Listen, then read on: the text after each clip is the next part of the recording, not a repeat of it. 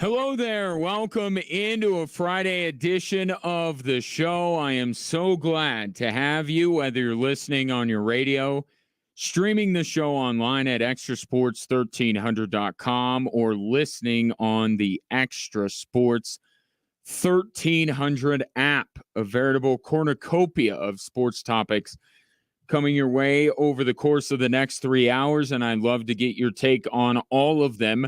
The text and the phone line have the same number for your convenience, 719-247-1313. You can also find me on X at Gingerly Tweets. Nikola Jokic has just fouled out of Serbia's Olympic tune-up against France. I'll let you know how that game between Serbia and France turns out and let you know what Nikola Jokic did until he fouled out, coming up in just a little bit. Game still going on, 78-67 Serbia. So it's looking good for Jokic's team. But Jokic was the story in this game. Get to that in a few. Wait for that game to end. Today I was all set to start with the discourse surrounding Paul Skenes getting pulled from a no-hit bid for the second time this season, and that cannot go unmentioned. This is the second time Paul Skenes has had a no-no and pulled from the game. Because when I talked about it yesterday, it had just happened, and we didn't hear from Derek Shelton, the Pirates manager, Skenes himself, and take in some of the discourse surrounding it. And that's what I was getting set to do today. And then driving into work,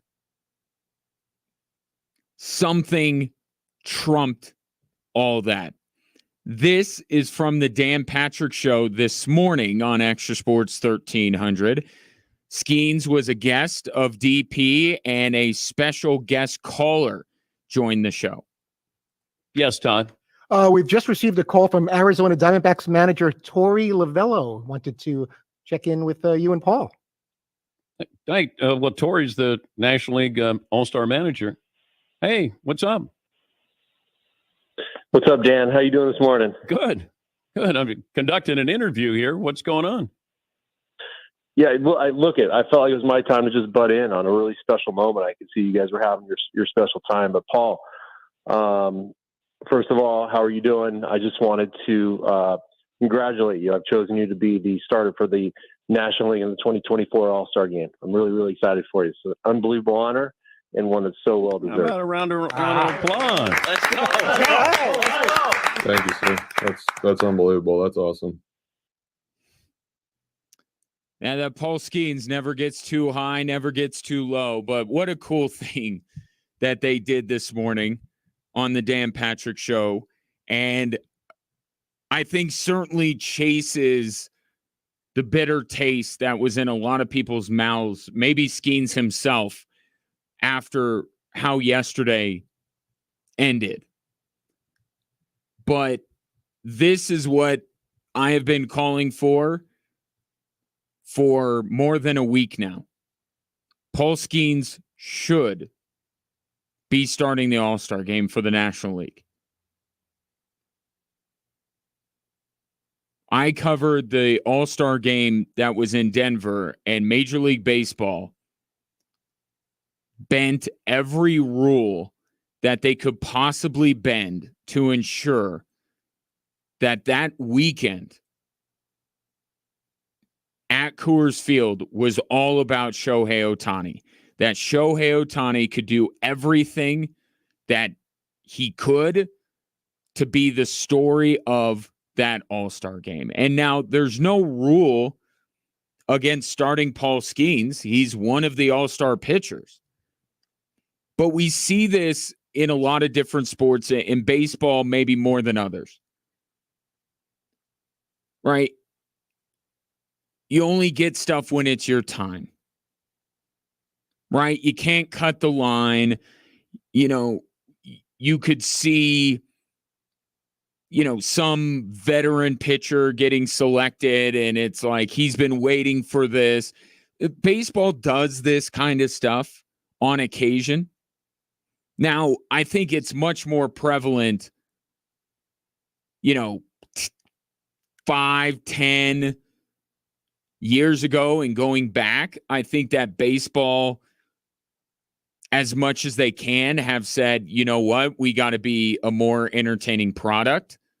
We got to give the people what they want. If there is demand for something, let's give it to them and not make this about paying dues or waiting your turn or honoring some guy that's been in the league for a dozen years.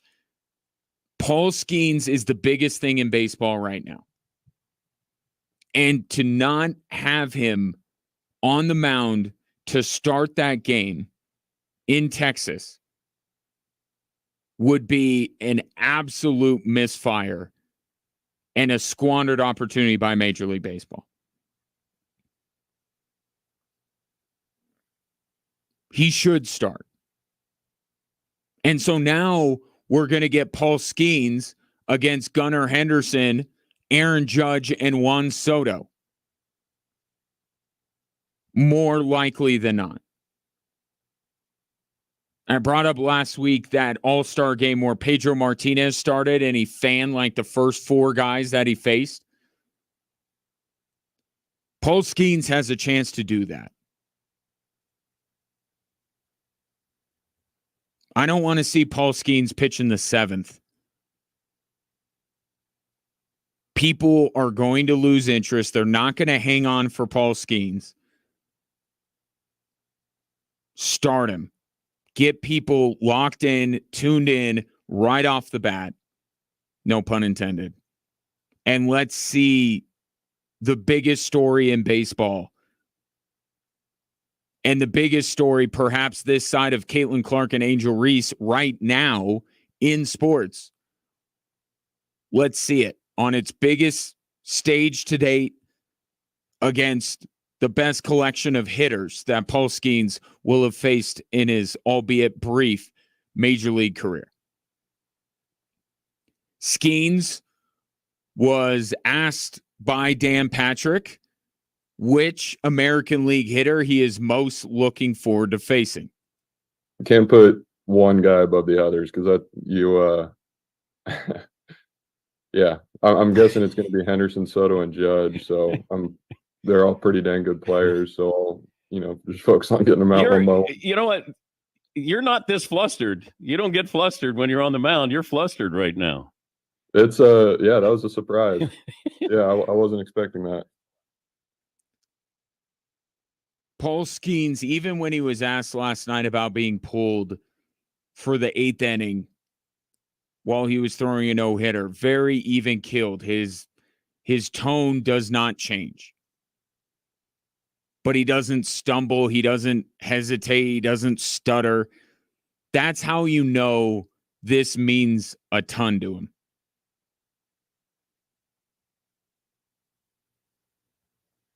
And we were talking about Derek White the other day, right? Humble beginnings, Legend High School to UCCS, on to CU Boulder, and now he's a member of Team USA. It's the same thing with Paul Skenes. Now, Paul Skenes came out of a high school in California that has produced many a major league player. So Paul Skenes perhaps is not quite the Cinderella story that maybe Derek White is. But again, look where he started his baseball career. He started just up the road from where I'm standing at the Air Force Academy. You understand, even with some of the new rules they've put in place, what Paul Skenes was signing up for when he initially enrolled at that academy. 2 years in, decides to transfer to LSU. And he said this morning. It was there at LSU when he started to understand just what his potential was. I think we kind of started to realize what we had a little bit in college last year. Because I went to LSU from Air Force, and I was a good pitcher at Air Force, but it wasn't anything crazy, I don't think. And then got to LSU and kind of grew into my body and learned how to pitch a little bit, and then started facing college hitters, SEC hitters, and that kind of thing. And there was a little bit more noise around it too. So it changed quick for me. Really once we got into the season at LSU, but that's, college baseball and pro baseball are very, very different things. You thought that he was destined for great, and look, when these athletes transfer out of Air Force, and we've seen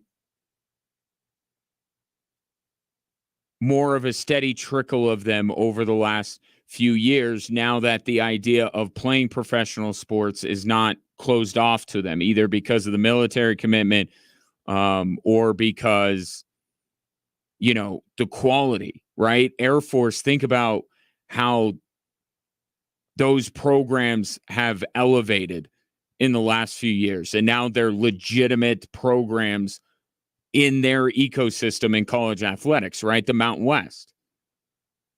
But there's still a step above it. As much as we all love Air Force, there's a step of college athletics above the level that Air Force plays at. And that's where Paul Skenes needed to go to figure out just how good he was. And he got about the best coaching that he possibly could leaving Air Force. Became the first overall pick. And the rest, as they say, is history, although we are just 11 games into his major league career. He deserves this. Right? This isn't just about the Paul Skenes phenomenon. This isn't just about getting eyeballs on next week's All-Star game. Okay? The guy has not pitched enough to qualify at this moment in time.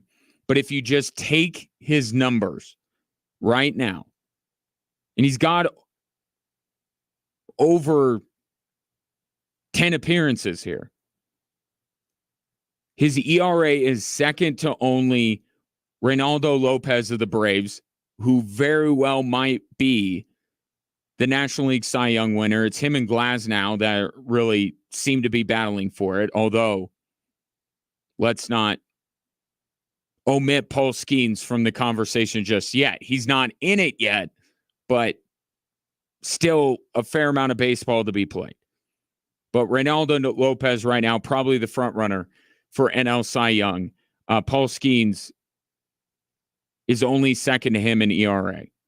His whip, walks and hits per innings pitch, is third best among starters with double-digit starts this season. And his strikeout rate, no surprise, number one against that group of pitchers. Okay, this guy has done things where you forget he hasn't qualified.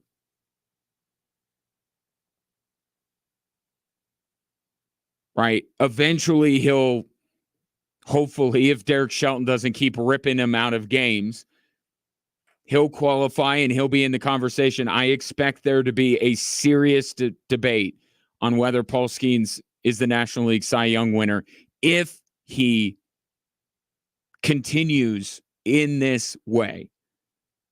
And Glasnow, who's on the injured list, what's going to be his status for the second part of the season, and if Lopez falters a little bit. I think he needs help. But if you have Lopez and Glasnow, who's the third guy? It's not Paul Skenes now. But it could be very soon. This was the right move from Torey Lovullo, and let's be honest, either he got a call from Major League Baseball or he just knew this is the guy that everyone wants to see on that mound. This is an exhibition, and if you're not showcasing and highlighting the game's biggest stars, then why even have an event like this? 719-247-1313. Take your thoughts on Paul Skenes getting named NL starting pitcher for the All-Star game. We'll get into what he has done and compare it in a historical sense to other great rookie seasons from Major League Baseball pitchers, and the names will be very familiar to you. Do that in a little bit. Coming on up next, someone who pretty much anything he does doesn't surprise you. That being Nikola Jokic. And he did some more of that kind of stuff today against France. We'll talk about it next.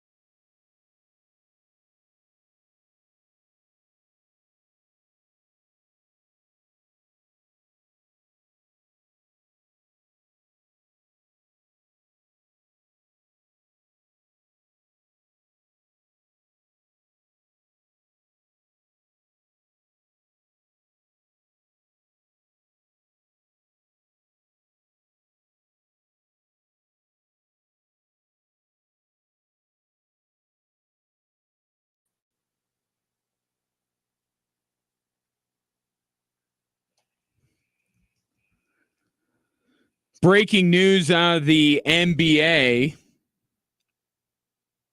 A star point guard has agreed to a contract extension. No, not that guy. Think further east. Jalen Brunson has signed an extension with the New York Knicks. Much like Jamal Murray in Denver, it's not a surprise. Of course, Jaylen Brown wants to stay in New York, and of course, the Knicks would love to continue to have Jalen Brunson in New York. It's the same thing with the relationship between the Nuggets and Jamal Murray. However, this extension has some levels to it. According to Adrian Wojnarowski, Jalen Brunson is signing a 4-year, $156.5 million extension. $113 million less guaranteed than he's eligible to receive in 1 year.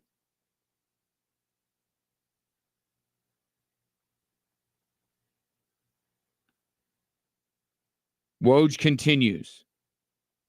The deal which will cost Brunson, think about this, the way he's phrasing it is what it's costing the player, not the team. The deal which will cost Brunson $37.1 million over the next 3 years comes with a 4th-year player option, and that would set up Brunson to recoup the rest of the $113 million on a 4-year, $323 million extension in 2028. So, Jalen Brunson understanding what the Knicks are doing and what they are approaching has given up a massive chunk of money with the hopes and maybe even the expectation that he will get this back later after what he hopes will be at least one NBA title for the New York Knicks. But what he is doing is he's allowing the New York Knicks over the next 3 to 4 years to have flexibility against this super scary second luxury tax apron. And I know what you're thinking because I thought the very same thing. No one should expect Jamal Murray to do this or criticize him when he doesn't. This is a massive, Woj is calling it, how do you put it? A largely unprecedented financial concession. No one in the league, especially someone who, to be fair, is more accomplished in his career than Jalen Brunson has been. It is unfair to expect or put it on Jamal Murray that he needs to make such a concession.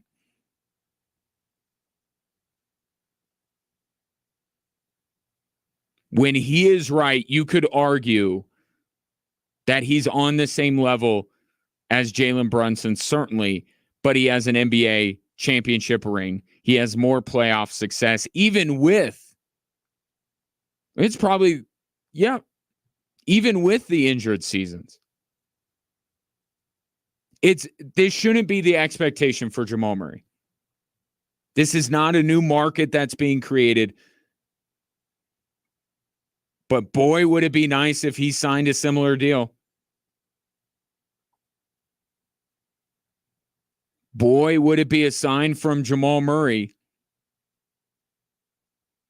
that he's all in on winning. Can't expect it. Don't expect it. Probably not the best timing for Jamal Murray to have Brunson agree to this extension when he is the next guy that's probably going to sign an extension. But if the second apron is the big bad boogeyman, and Aaron Gordon, by the way, will be the next guy after Jamal Murray to have his contract finish up, Jamal Murray has a chance to do something pretty epic. Because what Jalen Brunson did today is pretty epic. This is akin to Tom Brady. Right? For years, we praised Tom Brady because he took less money and less money. And I'm not trying to put Jalen Brunson in the same stratosphere as Tom Brady, but just we continuously praised him for his willingness to take less money than he could earn from the New England Patriots in order to win. And my thought on players is get as much money as you feel like you deserve. That is your right. This is business. Go get every dime that you can. And I will not criticize an athlete for taking top of market value. But when one is willing to take less, they deserve a ton of credit. And Jalen Brunson may deserve more credit than any athlete in modern history with the amount of money that he is leaving on the table.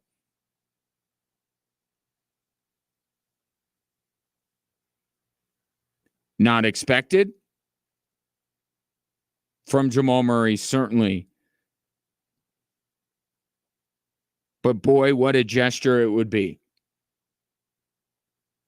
if Jamal Murray's contract, it doesn't even have to be that much.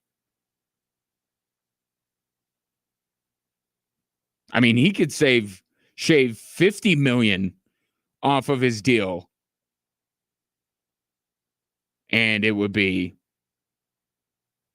a big time sacrifice for the Denver Nuggets.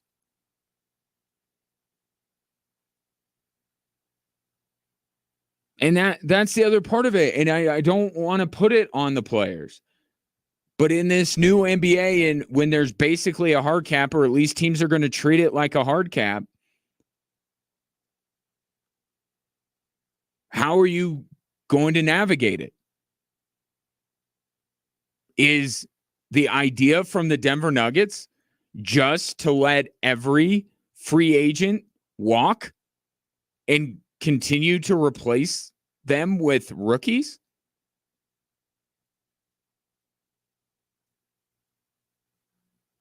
Is that really the business model?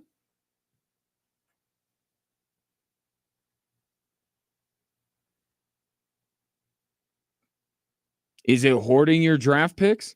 Well, how about players taking a little bit less?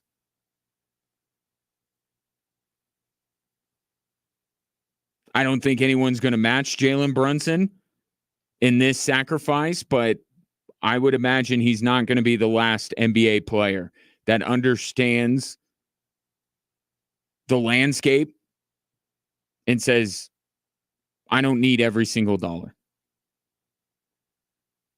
Because if I win a title, especially just taking it with Jalen Brunson, forget Jamal Murray for a second.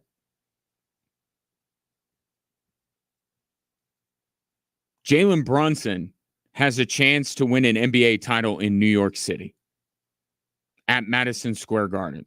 Can you imagine the level of immortality Jalen Brunson would receive if he were to deliver an NBA title to the New York Knicks organization?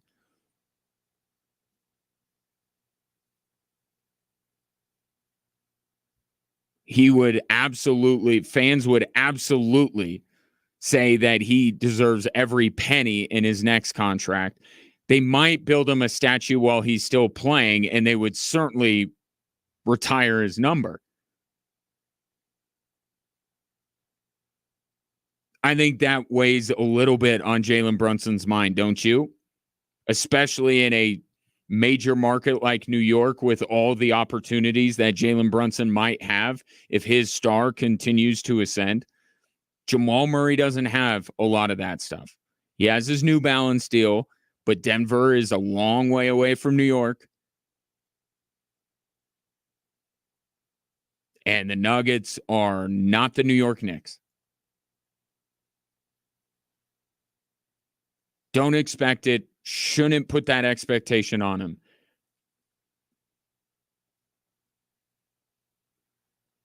But what a gesture it would be from Jamal Murray to sign an extension like this.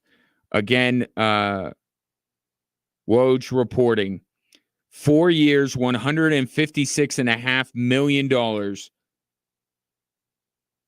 for Jalen Brunson. $113 million less guaranteed. 719-247-1313. Coming up next, how did Jokic fare for Serbia against the vaunted front line of Wemby and Rudy Gobert? Pretty well. I'll explain further next.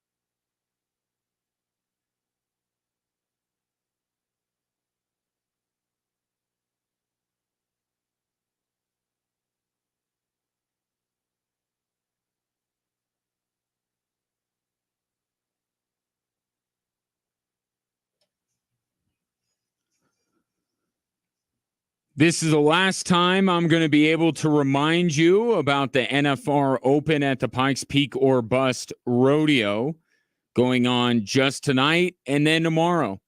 And then the week will be it. This is the best pro rodeo cowboys and cowgirls from the U.S., Canada, and Mexico riding for over $1 million in payouts. Pikes Peak or Bust.org is where you want to go to get them tickets. Jalen Brunson signing a meager $156.5 million extension with the New York Knicks. It is a huge coup for the Knicks as they try to not only keep the Nova guys around, but also improve the team. Because let's be honest, the Knicks, while they are a threat to Boston, are not better than Boston as currently constructed.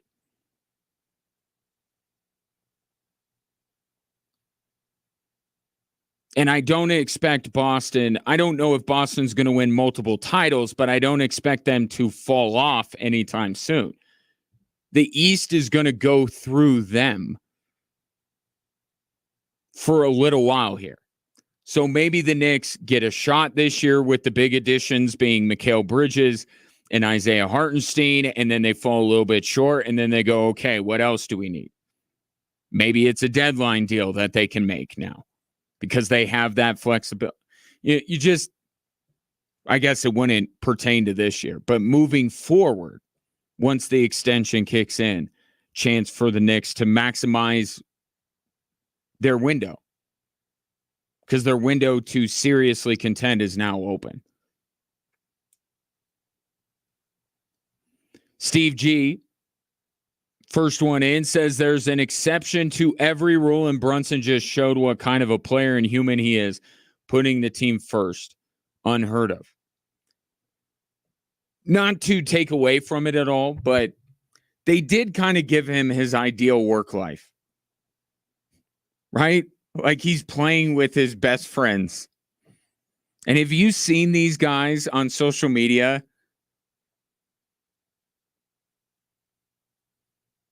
Like it's Greg Berhalter tweets, and now Jurgen Klopp tweets. It's Hawk Tua, and it's the Knicks goofing on each other on social media. Josh Hart to Jalen Brunson, Jalen Brunson to Mikal Bridges. Mikal Bridges is clowning on Josh Hart. Would you sacrifice money in order to ensure that you get to work with your best friends?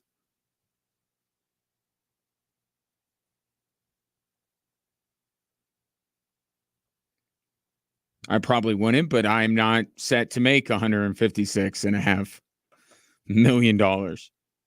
But good on him. Again, don't want to hold anybody, especially Jamal Murray, to that standard, but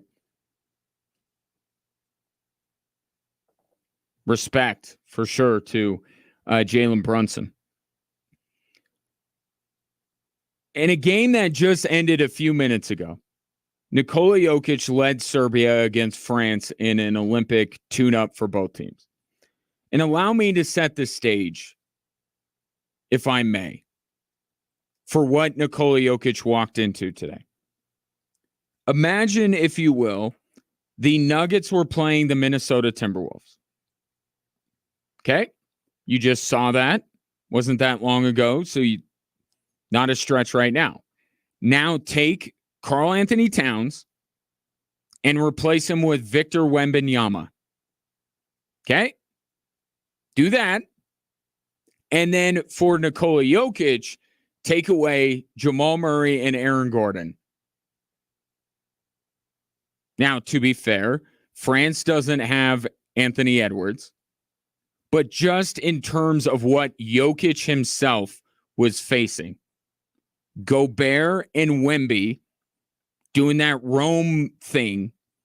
So Gobert France started both Gobert and Wemby together. Okay? Not staggering them, playing them together. Gobert on Jokic, Wemby roaming. Okay? And Nikola Jokic could not run a two-man game with Jamal Murray. Didn't have Aaron Gordon in his dunker spot. I would say at this point, Bogdanovich is probably a pretty good comp for Michael Porter. So he has Michael Porter. That's what Nikola Jokic walked into. And he walked out with 20 points and 12 rebounds. It didn't start off great for him. He missed a couple of tip-ins. Both Wemby and Rudy Gobert hit jumpers over him. His first stint out there on the floor wasn't the greatest, but then he came back and he was superb. 20 points, 12 rebounds. If you compare, as StatMuse did, Nikola Jokic's line versus Wemby and Gobert combined. Jokic more points. Wemby and Gobert 1 additional rebound. Nikola Jokic today, to put it in the simplest terms I can, outplayed Wemby and Gobert by himself. He fouled out with 3 minutes left in the game. Serbia hung on to win, but think about the numbers that Jokic could have put up if he had even 3 more minutes left in that basketball game. You see now why Joel Embiid is on Team USA. You see why Bam Adebayo and Anthony Davis are not enough. Nikola Jokic went up against the guy who won Defensive Player of the Year and the guy that should have won Defensive Player of the Year and put up 20 and 12. Playing with a much lesser group than he plays with here in Colorado.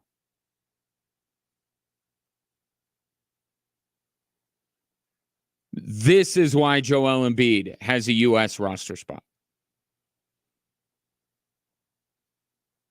Because there would be no reason to think that Nikola Jokic wouldn't do what he did today and then some, going against AD and Bam. And what stuck out to me, even more so than how good Jokic was today, dude was locked in. He was in mid-season form.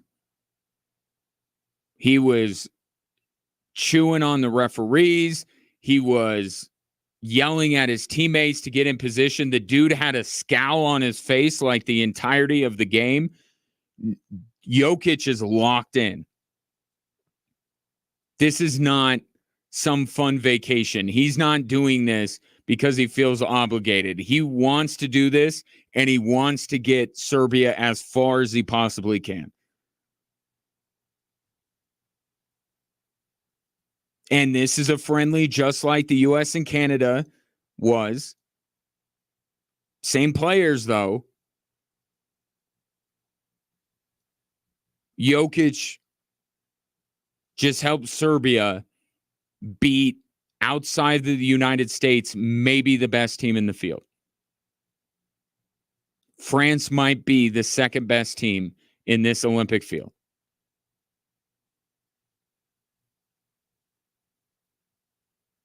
And Jokic worked up a sweat. I can say that. He was pouring sweat in this game. But 20 points and 12 rebounds against Wemby and Gobert.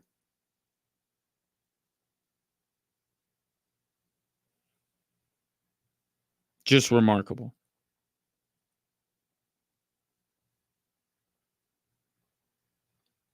Seven 719-24-7-1313.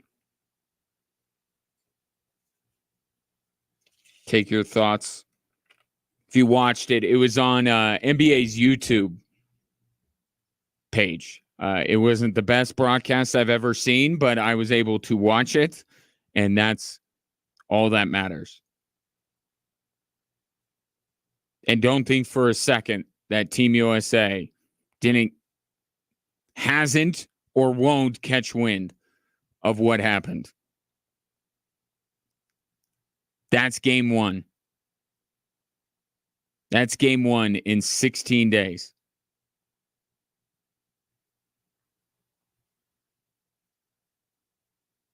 Embiid better learn how to not foul out at the international level. And maybe Jokic should as well, to be fair, because he fouled out today too. But it wasn't in the third quarter. It wasn't after 12 minutes played, which is what Embiid got. But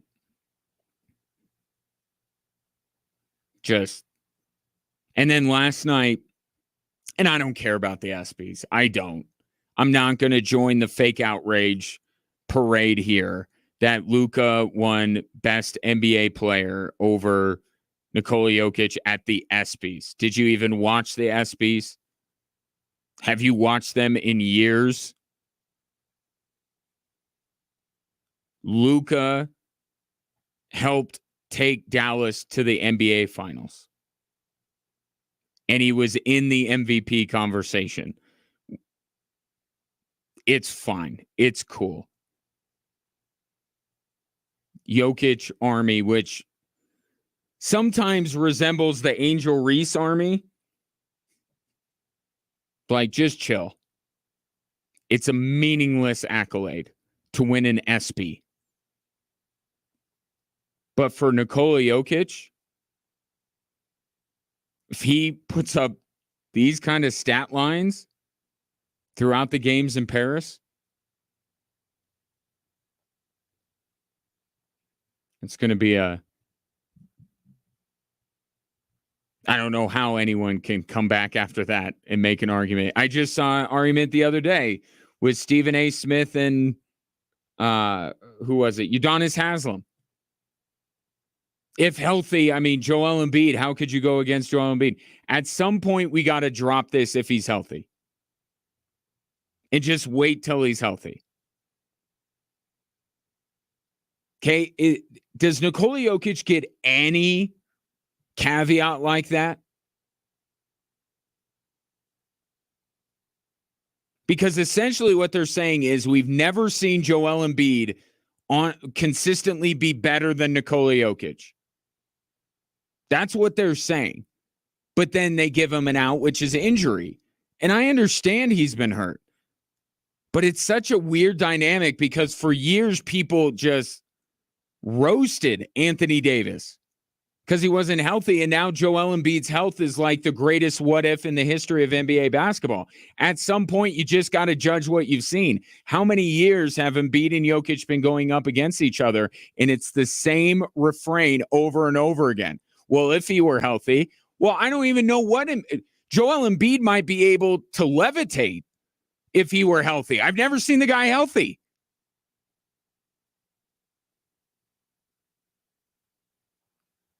Right? I don't know.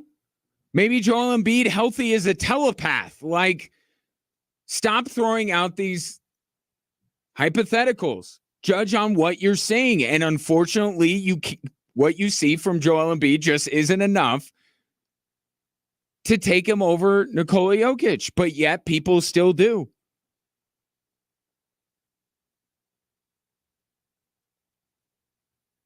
If he were healthy. Yeah, well, I'd like to see what Sam Bowie could have done or Greg Oden could have done. But at a certain point, you can't hold on to those guys as two of the all-time greatest bigs of all time because they were hurt and we didn't see them. Just preposterous. But he's got a 28th. Mark your calendars. It'll be Jokic and it'll be Embiid. And the discourse is going to be amazing. And that game's going to be a lot of fun. but how do you think Embiid's going to fare, given what you've seen in Team USA versus Canada, and now today Serbia versus France? Joel Embiid fouls out in 12 minutes, and Nikola Jokic takes on Wemby and Gobert and goes 20-12.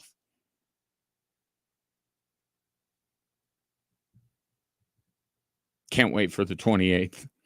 719-24-7-1313. Coming up next, let's get back to the Paul Skenes story. Actually be heavy on baseball next hour because today I had a chance to sit in on a call with soon-to-be enshrined Baseball Hall of Famer Todd Helton, and he gave some of his thoughts on his upcoming induction. But in the more immediate future, I want to get back to the Skenes conversation. Now the National League starter for the All-Star game, and why by the time this season is over, we may not have actually seen a rookie pitcher do what Paul Skenes is going to do. That's next here on Extra Sports 1300.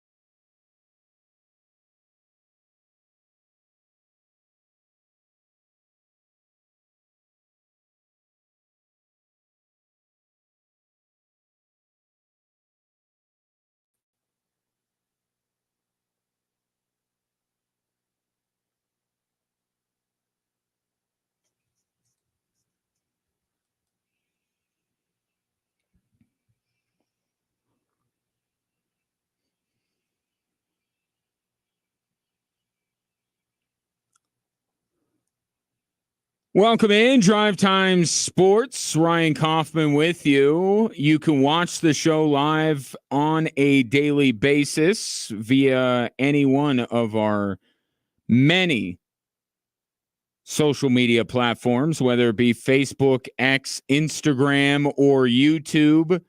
The handle all the same at XTRA Sports 1300. And while you're there, you could just fire off your thought on any of today's topics, and I can read it on air. Pretty convenient in that way, don't you think? Story of the day is that former Air Force pitcher Paul Skenes is now going to start an all-star game coming up next week and in Texas. It'll be Tuesday night, which certainly tamps down a little bit of the outrage over what happened yesterday, and that was his no-hit bid being taken away from him by Derek Shelton, his manager. And what bothered me about it was not that they did it. Nobody likes the fact that Paul Skenes got taken out of the game.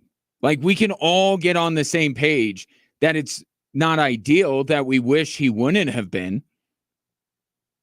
But we understand what this is about. Heck, Livy Dunn, his girlfriend, last night at the ESPYs, understood what this was all about. You know what? It would have been a cool accolade to say that you threw a no-hitter your rookie year, but also you got to make that arm last long. So I don't blame them. Livy Dunn gets it. Nobody likes it. Livy Dunn doesn't like it. I don't think Paul Skenes liked it. I mean, definitely wanted to finish it, but, throwing every 6 days, 5 days, whatever it is now, definitely understand that side of it. Okay. We understand it. This is the bigger picture. This guy is 2 months into his major league career. If he was 2 years into his career, I think we're having a different conversation. And yes, there is a reality or a potential reality that Paul Skenes never throws a no-hitter in his career. But from what you've seen, do you seriously think he's not going to get another chance at it?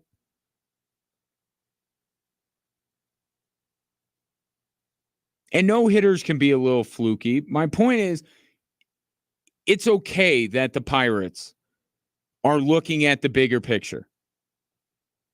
2 months into his major league career.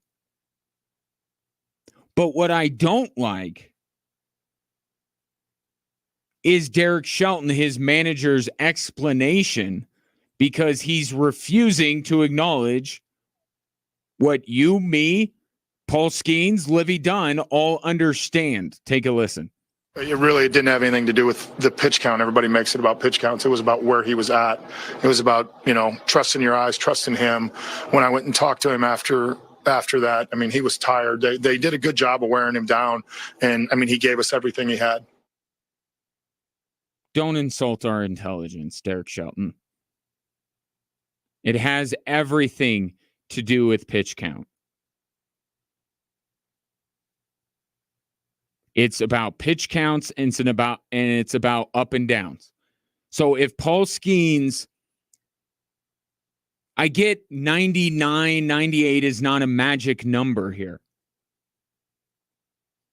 But if Paul Skenes had to go 5 more pitches, he would have been allowed to go 5 more pitches. So Derek Shelton is technically correct in what he's saying. It's not about pitch count, and once he hit 99, they're like, you got to be done. Because he's thrown 98 pitches, 99 pitches, 104 pitches, 100 pitches. But it's about the inning came to an end, and the idea that he would cool down a little bit and then have to get back coming out for the 8th inning. It's not just pitch count. It's also the number of times that you go and sit in the dugout and then you go back out on the field. But it's about analytics. It's about nerd ball. Like that's what this is. And we, to as much as we begrudge it, we accept it to a degree, at least.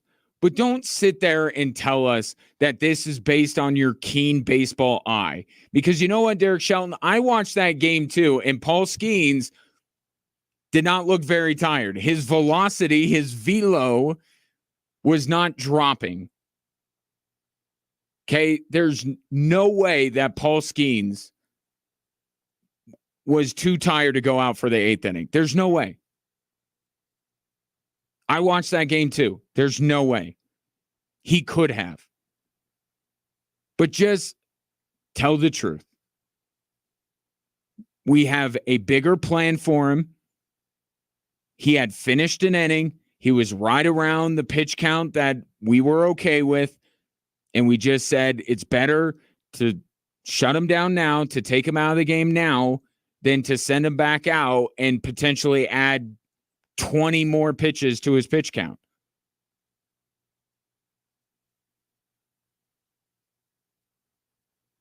There's only one manager currently in Major League Baseball, maybe two, that I believe have carte blanche when it comes to managing a club. One is the reigning World Series champion, Bruce Bochy. Bruce Bochy can do whatever the heck he wants. He's allowed to manage on field. I think Bud Black, to a large extent, is allowed to manage with a little bit of feel. Okay, but all these other guys, the general manager is making these decisions. It's not even Derek Shelton. But he acts like he's an old school manager that just, you know what? I know Paul Skenes. Heck, I've seen more Paul Skenes starts live in person than Derek Shelton has at this point, or at least if you compare college to the pros. I'm just saying it's pitch count. It is. And we're going to hem and haw, and we're going to complain, and we're going to lament the fact that we will get fewer and fewer legitimate no-hitters. It'll all be combined no-hitters or 7 no-hit innings. We'll whine and we'll complain. I get it. But at the end of the day, like Livy Dunn, we'll understand. We don't have to like it, but we'll understand it. Just don't make it about something that it isn't about, because then that's when people get bothered more. Paul Skenes could have pitched the 8th inning.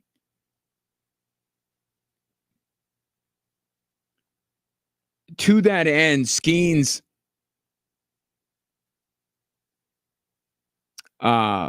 said today on the Dan Patrick Show, kind of brought up something interesting. Because if Paul Skenes was Max Scherzer, for instance, couldn't Max Scherzer overrule his manager and say, no, I'm going back out there? But Paul Skenes seems to not be able to do that. But Skenes said on the Dan Patrick Show this morning that that's kind of on him. I think just the way that I am, I think going all the way back to high school, and then in college too, like, you don't, if you get pulled, you get pulled. You're not talking it in. You're not talking yourself back into the game. And so that's something that I think I'm getting used to a little bit, is we have a little bit more pull here than I've had in the past. So maybe going forward, I will start to fight, but that's kind of just not how I do it, I guess.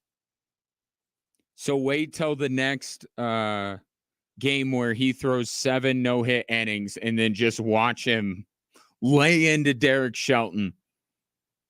I'm going back in this game. Yeah, I doubt it. I think that's just who Paul Skenes is.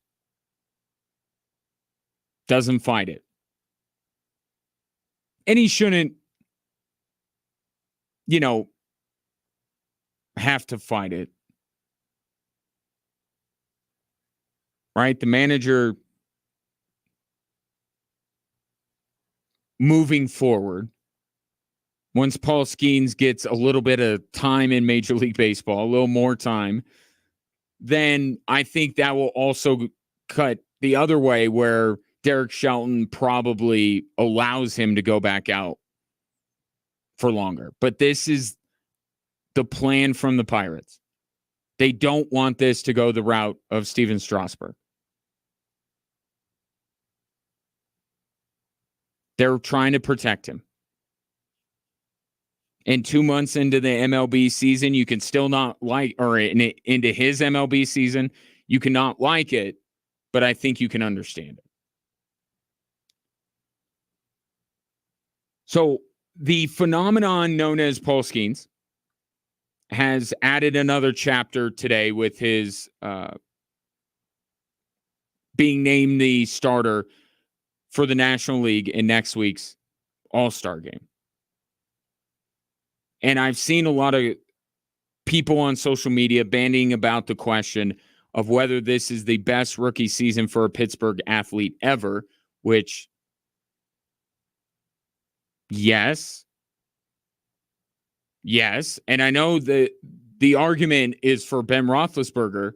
That's what people would argue.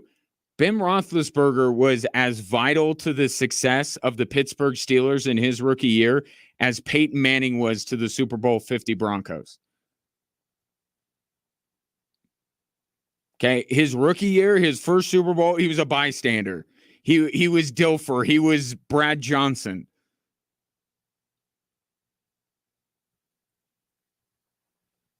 That Super Bowl wasn't about him.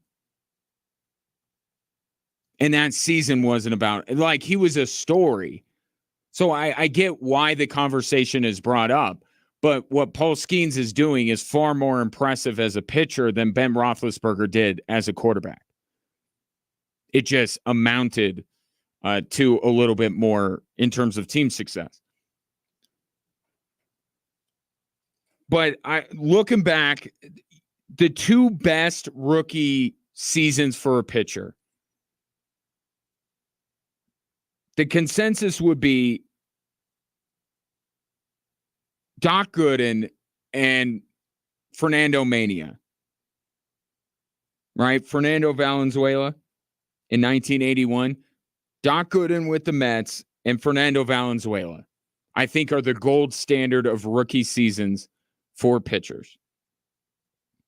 Doc, on a 90-win Mets team, had a 2.6 ERA, struck out 276 hitters, and it had a whip of 1.07.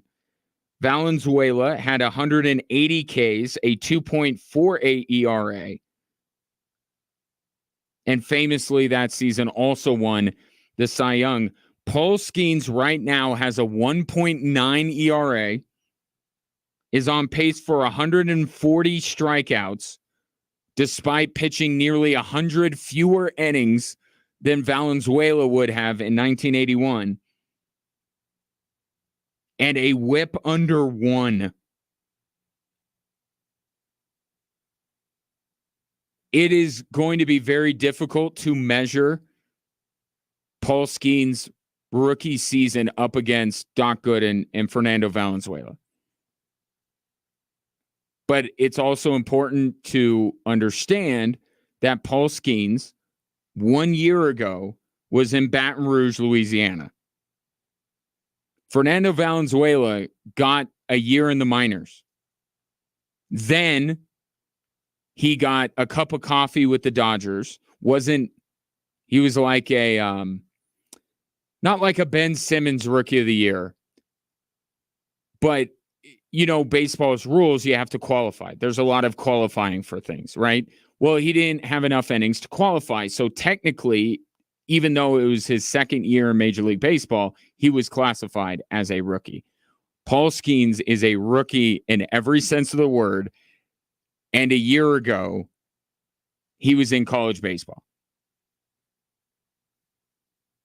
This is a meteoric rise to get to the majors, let alone to be pitching at this level once he arrives there, that we have not seen.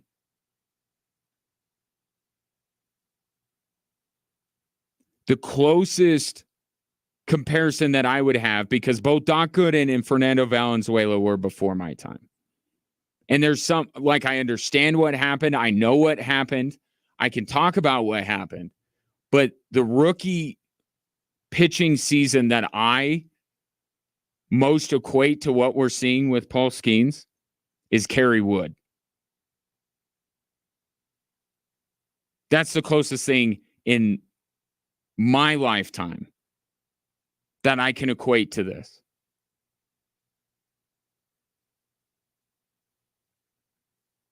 Kerry Wood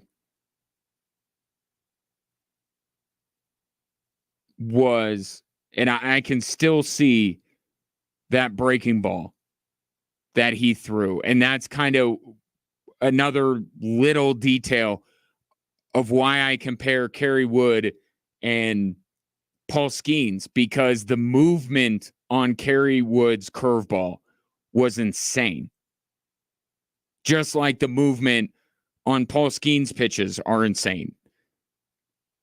But Kerry Wood was unreal. Unreal in his rookie season. So that's the closest thing I've ever seen. Witnessed, lived through was Kerry Wood. But I think there's a little Fernando mania here. Little bit. Right? Valenzuela pitched in LA. He also won the Cy Young. Okay, so I'm not saying this is Fernando mania light. But who knows what the rest of this season is going to be. Pirates open up a 3-game series with the White Sox before the All-Star break. If they sweep that, they will be at 500 and right in the thick of the wild card race. And Paul Skenes will have done what he's done to this point. His 12th start with the Pirates will actually be in the All-Star game. And what if he pulls a Pedro Martinez and mows down Gunnar Henderson's Juan Soto and Aaron Judge on 9 pitches? Who knows what Skenes mania is going to be the back half of the season? But right now, it's not Fernando mania. It's Fernando mania light. It's building. But the closest thing I can compare what we're seeing from Paul Skenes to is Kerry Wood.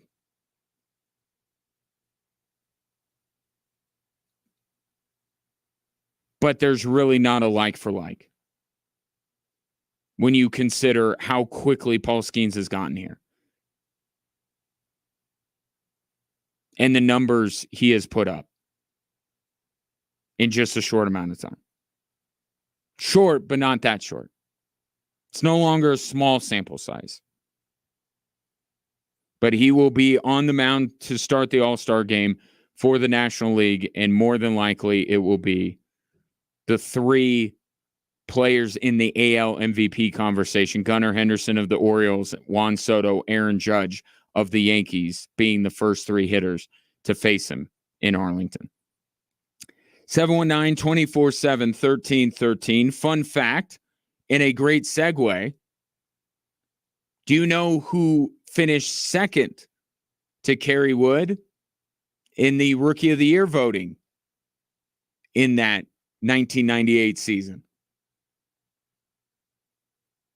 I'll let you ponder it, and I'll tell you the answer on the other side.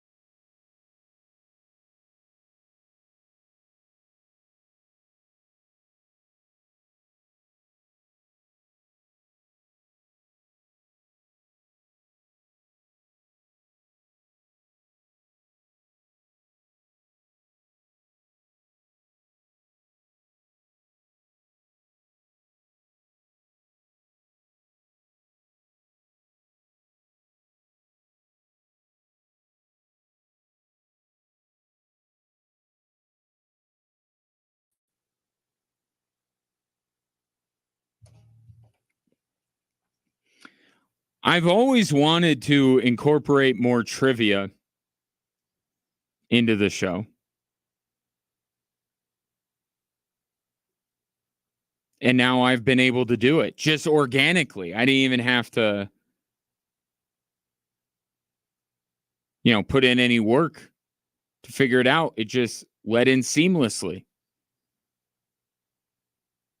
We're just saying that the closest thing I've seen with my own eyes as it's happening that I would compare to what we're seeing with Paul Skenes was Kerry Wood with the Cubs. And Kerry Wood, in that rookie season, won Rookie of the Year. And I asked, do you know who finished second? Well, that would be Todd Helton. And today I got to sit in on a call with the soon-to-be enshrined Hall of Famer.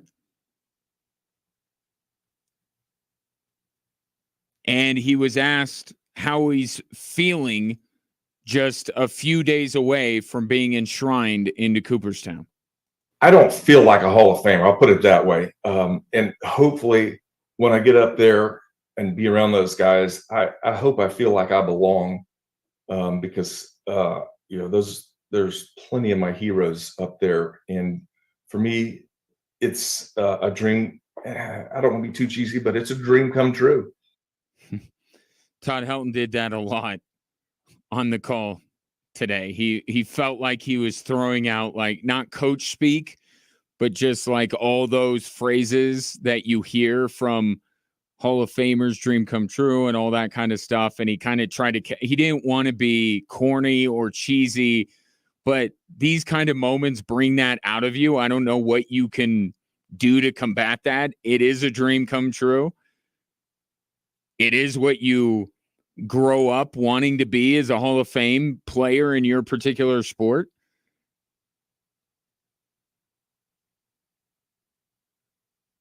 And this induction is going to be different than Larry Walker. It is, because while Larry Walker is the first person with deep ties to the Colorado Rockies to be enshrined into Cooperstown, Helton will be the first Rocky through and through. Now, I haven't gone up to Quebec to confirm this, but I would say the vast majority of people would say Larry Walker is a Rocky. But the fact of the matter is, he played for the Expos for a while and had the most team success that he's ever had in a relatively short stint with the St. Louis Cardinals. Todd Helton was a Rocky from beginning to end, and thus will be the first Rocky to be inducted into Cooperstown. And that means something even more to Todd Helton.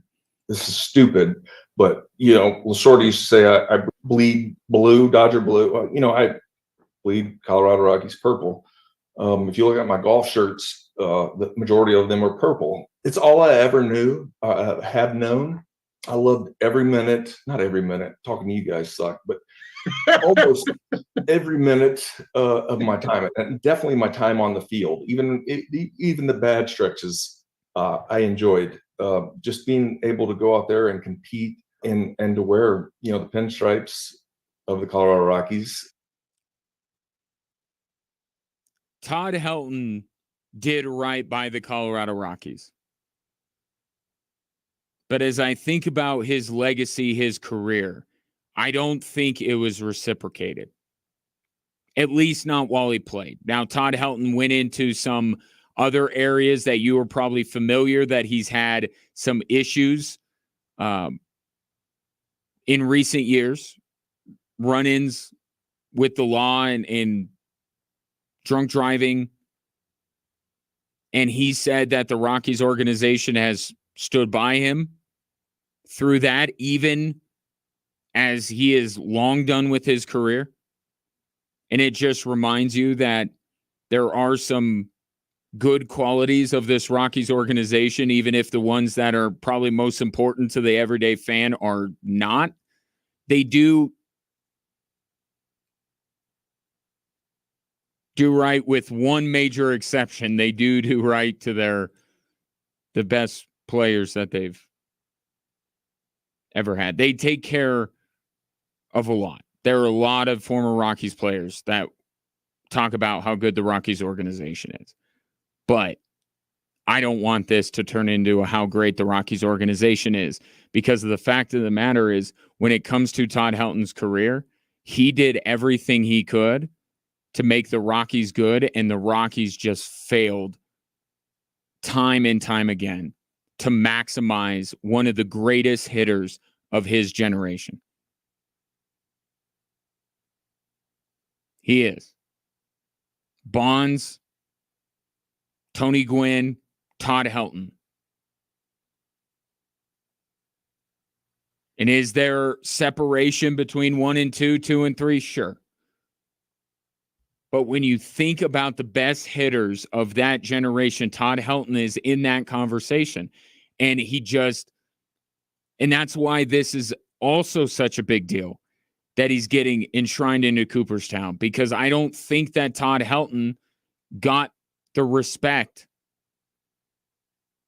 that he deserved as a player because of how bad the team was around him. And I can think of no other better example than the 2000 season when he won the batting title, where for a large stretch of that season, Ted Williams was in his sights. He was unbelievable. Was the batting champion that year. Had a higher average, had more home runs and more RBIs, and played with no one even close to as good as Barry Bonds. But yet that year, Jeff Kent was named the MVP. The only reason, it's not numbers. It's not that Jeff Kent's a better baseball player than Todd Helton, because that's not true. That's never been true, and that will never be true. It was because the Giants won that division and the Rockies were 15 games back. This was pre-A-Rod. Once A-Rod won MVP with the Texas Rangers, then we crossed the Rubicon.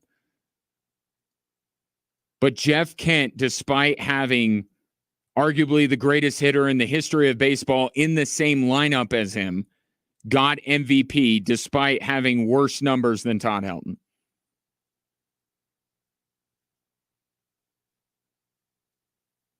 And of course, you can make the argument going back to Kerry Wood and the Rookie of the Year. You could make the argument that Todd Helton got gypped out of both Rookie of the Year and MVP. You could. But I just got done talking about what a phenomenon Kerry Wood was. It was hard to make the argument of Todd Helton over Kerry Wood. It was not that hard to make the argument for Todd Helton over Jeff Kent. The only thing that was holding him back was not even his fault. It was the guys he had around him. And that's what made his chances of getting into Cooperstown a little longer than someone with his baseball card would get. If he were on a winning team, Todd Helton would have been in first or second year. He was so freaking good. In that year, hitting 372, he hit everything. Hit everything.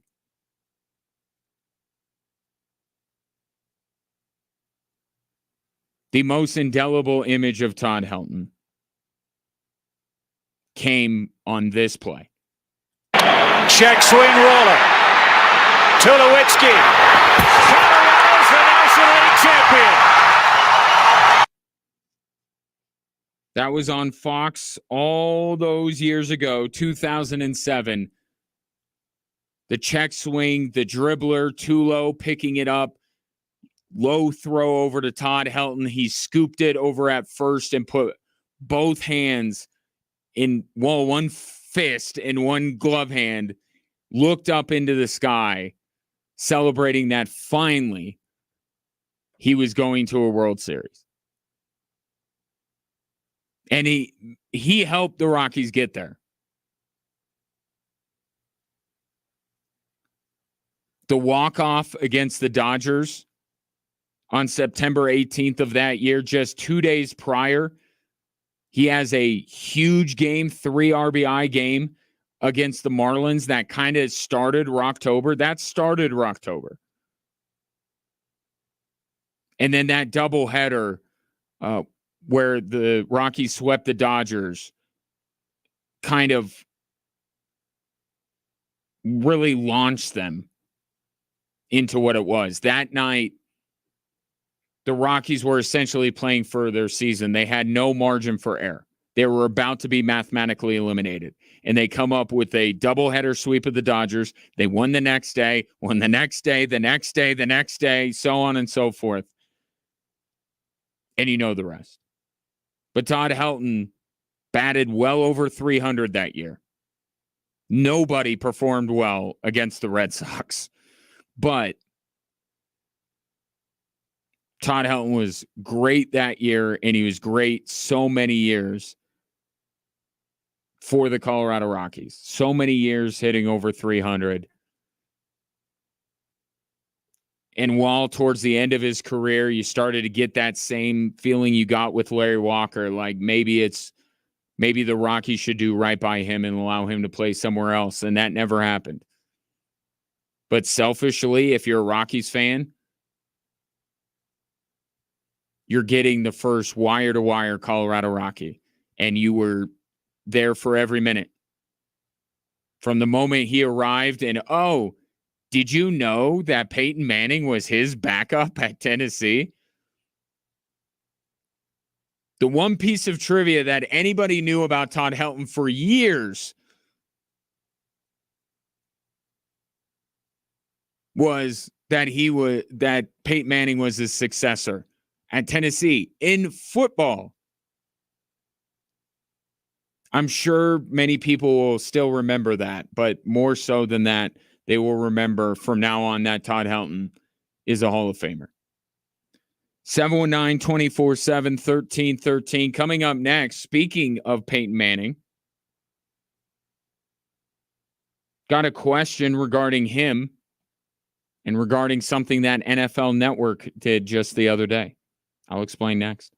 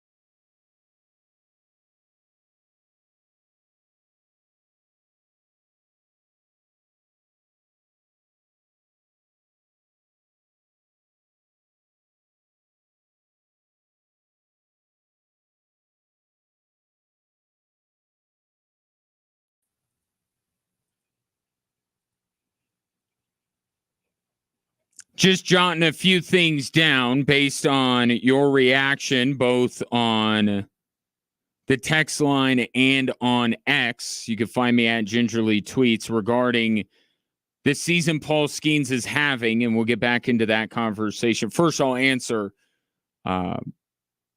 text and tweets shortly, and then we'll open it back up for more discussion on Paul Skenes being named the National League starter for the All-Star game.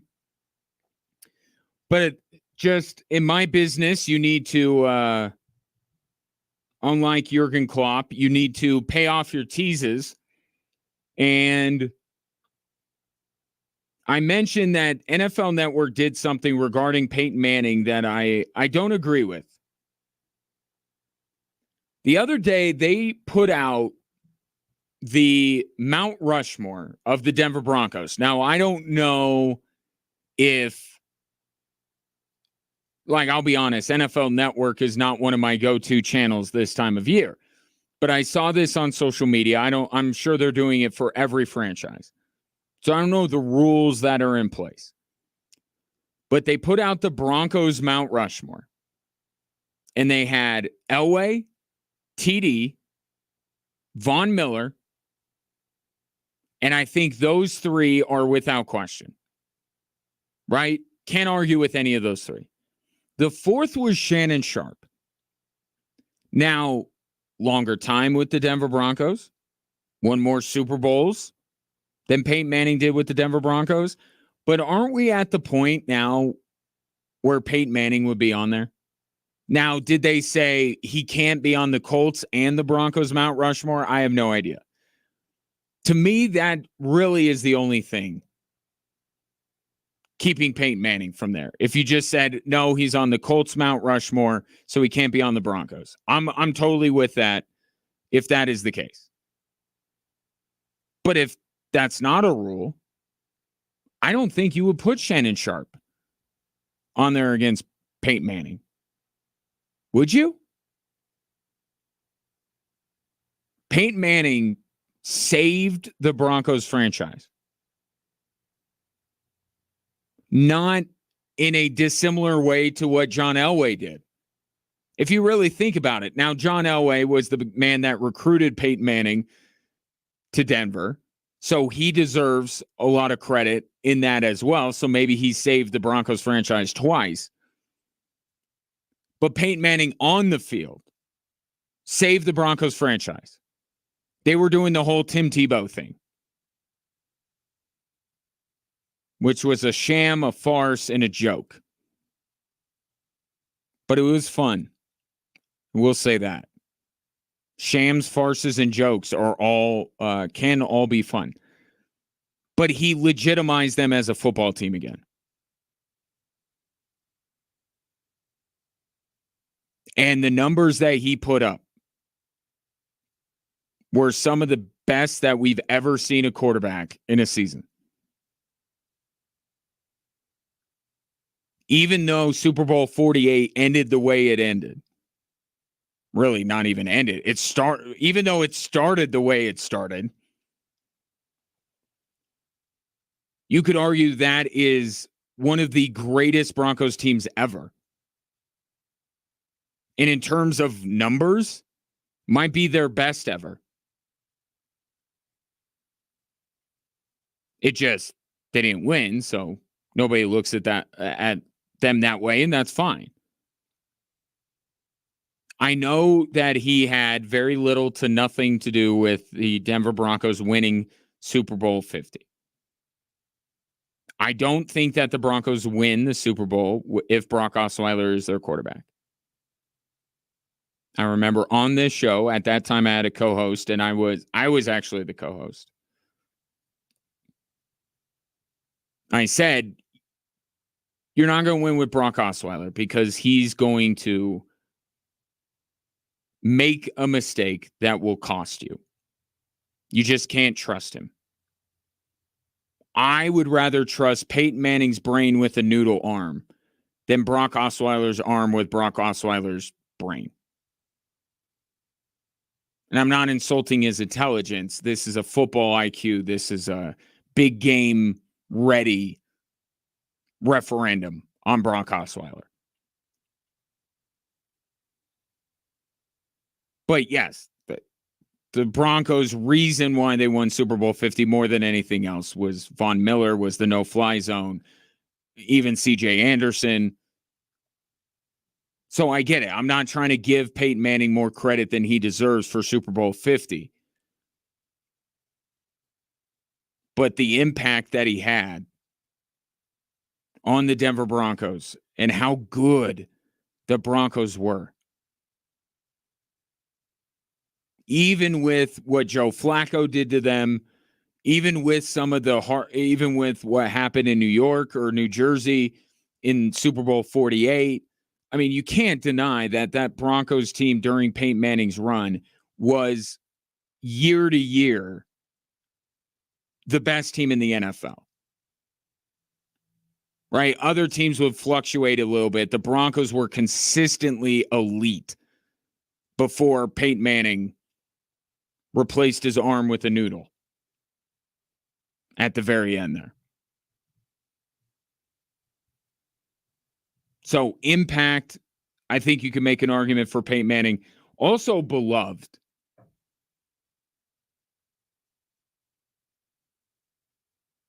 Now that I don't know.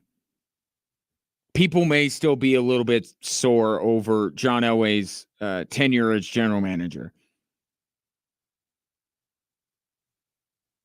But setting aside number 7, is there a more beloved Bronco than Peyton Manning? I mean, really think about it.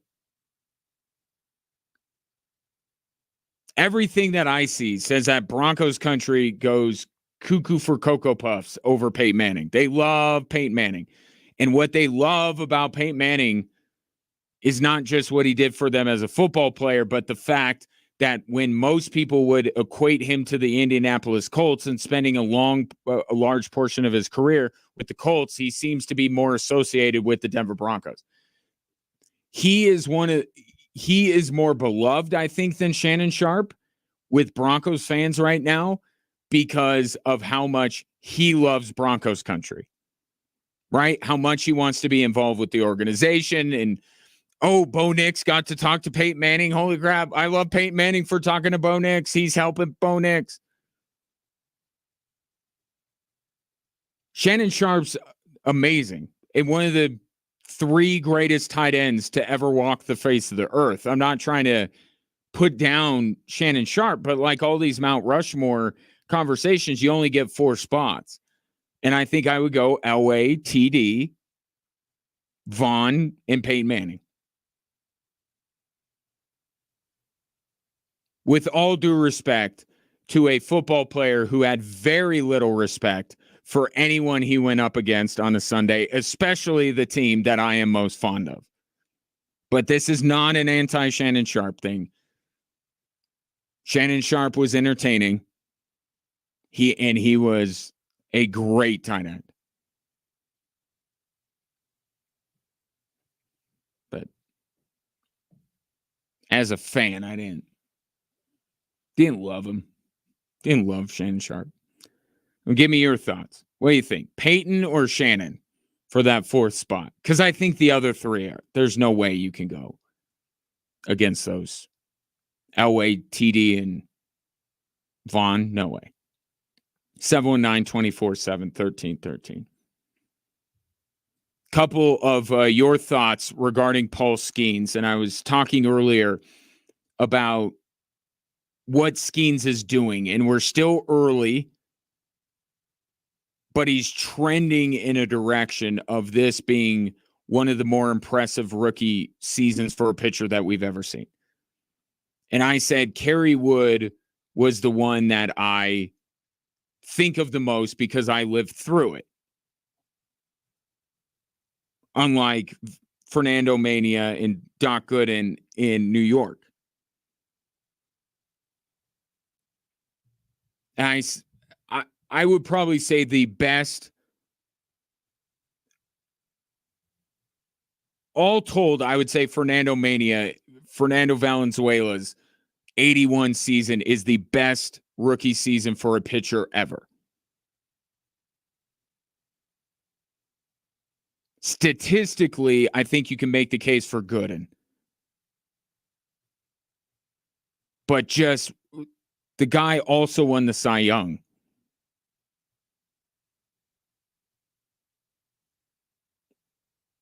So Valenzuela would have been the best one. But that was 81. That was 4 years before I was born. I didn't live through it. And there's a different feel. So Kerry Wood would be the best one from when I was growing up. From the 719, of course it's not Fernando Mania Kaufman regarding Paul Skenes. How can it be when he gets the hook after 7? Analytics my ass. Is MLB just trying to fail? Actually, quite the contrary. Like, I get the sentiment behind it. And one of the big things from Fernando Valenzuela's rookie year, he threw 8 complete games. Right? Paul Skenes may not get 1. Okay, so point made, point well taken. I actually think MLB, and if the Pirates are, MLB's not, because MLB's trying to turn Paul Skenes and Livy Dunn into Taylor Swift and Travis Kelce. They're trying to get some of that same energy. So MLB is putting this guy everywhere. MLB is starting him in the All-Star game. But if you're looking at the Pirates as a representative of baseball, I actually think they legitimately are trying to do what's best.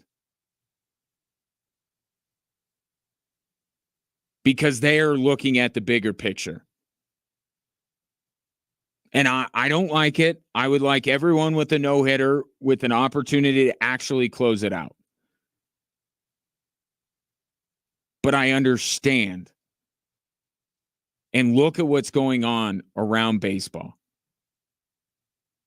If you give yourself a 5-10% chance of getting Paul Skenes through the season healthy, or at least to the stretch run, which the Pirates, it might be meaningful to the Pirates. If you can get him there healthy,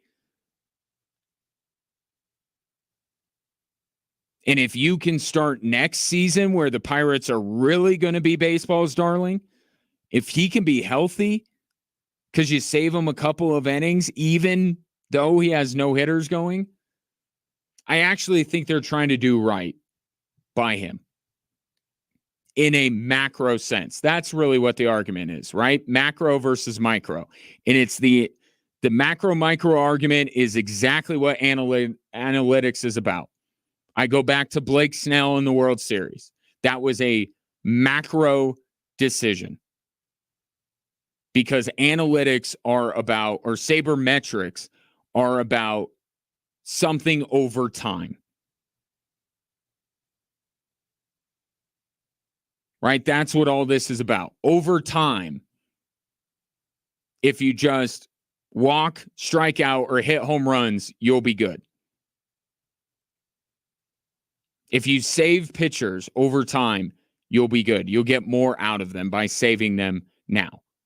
But what we struggle with and what we get upset about is when decisions are made for the micro or for the macro when we want them to be made in the micro. We want Blake Snell to remain in that World Series game. We argue he should have stayed in that World Series game based on the way he was pitching. But Kevin Cash made a decision based on the macro. Derek Shelton has now made multiple decisions based on the macro, and we want him to make decisions in the micro and say, he has a no-hitter going, screw sabermetrics, let this guy finish it. And I understand that sentiment. I just understand the Pirates side of it a little bit more than some do. I got this on X from @NorthJR79, Mark the Bird Fidrich, best rookie pitching season ever. Let's dive into this real quick. Okay, because I think right now the argument, and maybe I should throw Kerry Wood just for comparison. Paul Skenes is not there yet, so I'm not putting him in this conversation. It's Fitterich, it's Doc, and it's Fernando Mania, right? Those are the three. Fitterich, because of the number of games he won, 19 of them, is why I think a lot of people hold him up. He had a lower ERA than Doc and Valenzuela, but his strikeouts were far lower than both Valenzuela and Doc, and strikeouts are a sexy stat. We love our strikeouts. So Fitterich he didn't even get 100 strikeouts in that season. Doc had 276. Valenzuela, and I'm looking this up on the fly, had 180. But Bird's ERA was lower and WHIP was higher. So better record, better ERA, but both Doc Gooden and Fernando Valenzuela had many more strikeouts, like double the strikeouts at least that Fitterich had, and their WHIP, one of the more, I think one of the good stats. And I've said this before, I'm not a wins guy. So Fitterich being 19-9 does not weigh as heavily as Doc Gooden having 276 strikeouts or 1.07 WHIP.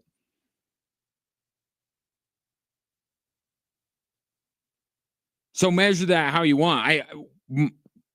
My point is there's an argument.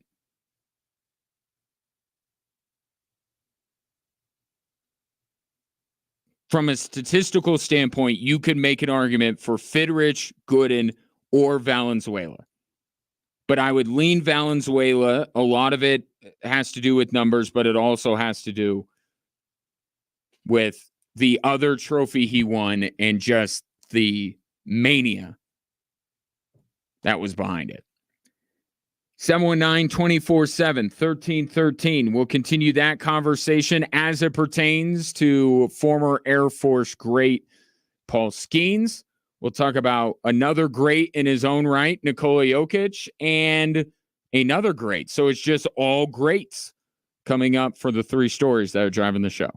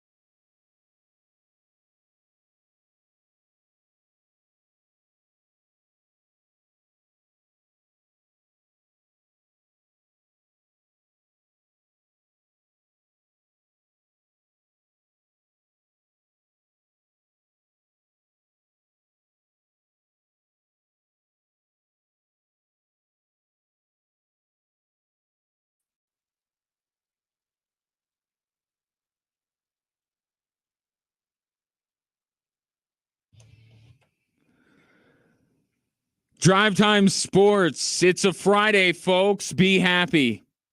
Hopefully you got big weekend plans. I got some weekend plans.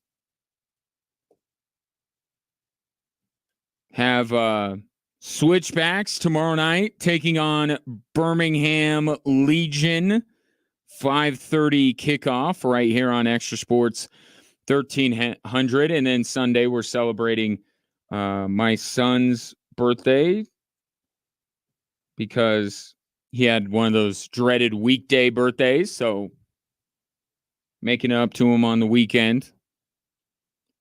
So I got some stuff going on. Hopefully you do as well, but still some business to attend to. The week is not over yet.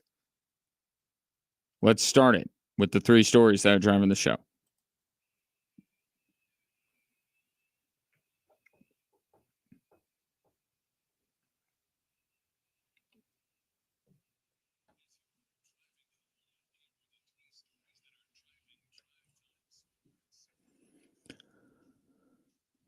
All right. And as I said right before the top of the hour, these are all greats. Future greats, current greats, and past greats. I love it when what's driving the show has a theme. Let's start with this story number one. Yes, Todd. We've just received a call from Arizona Diamondbacks manager Torey Lovello. Wanted to check in with you and Paul. Hey, well, Torey's the National League All-Star manager. Hey, what's up? What's up, Dan? How you doing this morning? Good. I'm conducting an interview here. What's going on? Yeah, well, I felt like it was my time to just butt in on a really special moment. I could see you guys were having your special time. But Paul, first of all, how are you doing? I just wanted to congratulate you. I've chosen you to be the starter for the National League in the 2024 All-Star Game. I'm really, really excited for you. It's an unbelievable honor and one that's so well deserved. How about a round of applause? Let's go. Thank you, sir. That's unbelievable. That's awesome. That, as heard this morning on the Dan Patrick Show right here on Extra Sports 1300, Paul Skenes, who started his collegiate career just up the road at the Air Force Academy, will now start for the National League in Tuesday's All-Star Game. And it will be his 12th start as a major league pitcher. The rise of this guy is unprecedented. And we just talked about Mark Fidrich, and we talked about Kerry Wood, and we talked about Fernando Valenzuela, and we talked about Doc Gooden. All of them had meteoric rises in their own rights, and they turned it into phenomenal rookie seasons. We haven't seen anything quite like this. The guy a year ago was a collegiate baseball player. A year ago. Believe it's less than 390 days from his start in the All-Star game till his last pitch thrown for the LSU Tigers. This guy has climbed the ranks. He hasn't even climbed the ranks. He's a rocket ship. And when I think about comparing what Paul Skenes is doing in terms of the interest, the excitement, I think for my generation, it's Kerry Wood. And what a phenomenon he was.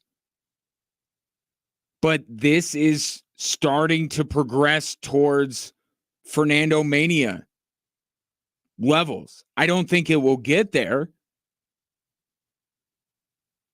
But every day that goes by, every start, it's not slowing down. It's like what's going on in the WNBA. Every day you think, okay, the Caitlin Clark thing, it's been good, and people are going to stop paying attention. No, more people start paying attention. They're getting more people watching the games as it goes on, and it's the same with Paul Skenes. I've been telling you about him since he made his major league debut. Heck, I've been telling you about him since he was at Air Force. But in terms of the general populace, they're just now catching on to Paul Skenes. And he has 7 innings of no-hit ball yesterday. Today, he's the National League starter. And on Tuesday, he's going to face Gunnar Henderson, Juan Soto, and Aaron Judge in the first inning of the All-Star game. And if he can mow them down like Pedro Martinez mowed down the National League all those years ago as the AL starter, watch this thing blow up in the second half. He's even got a small... So if Paul Skenes is like Fernando Mania Light, Skenes and Livy Dunn is Taylor Swift and Travis Kelce Light. But there are aspects of those two massive phenomenons that are going on right now with Paul Skenes. And this is the right call, mind you. It absolutely is. What point is there of having the All-Star game? It doesn't decide home field advantage, right? We see these guys more than we've ever seen them, right? Interleague play and just the number of games on television.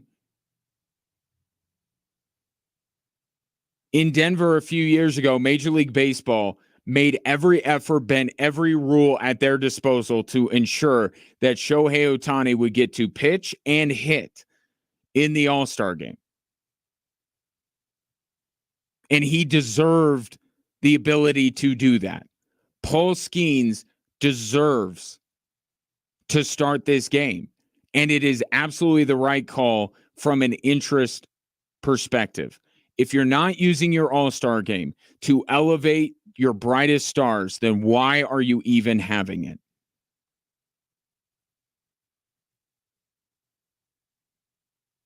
Tuesday night, Paul Skenes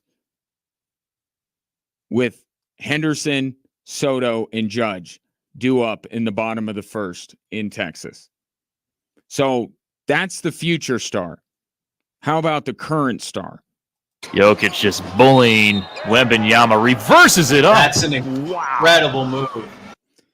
That is the NBA's YouTube page, which is where you had to go today if you wanted to watch Nikola Jokic in a Olympic tune-up against France.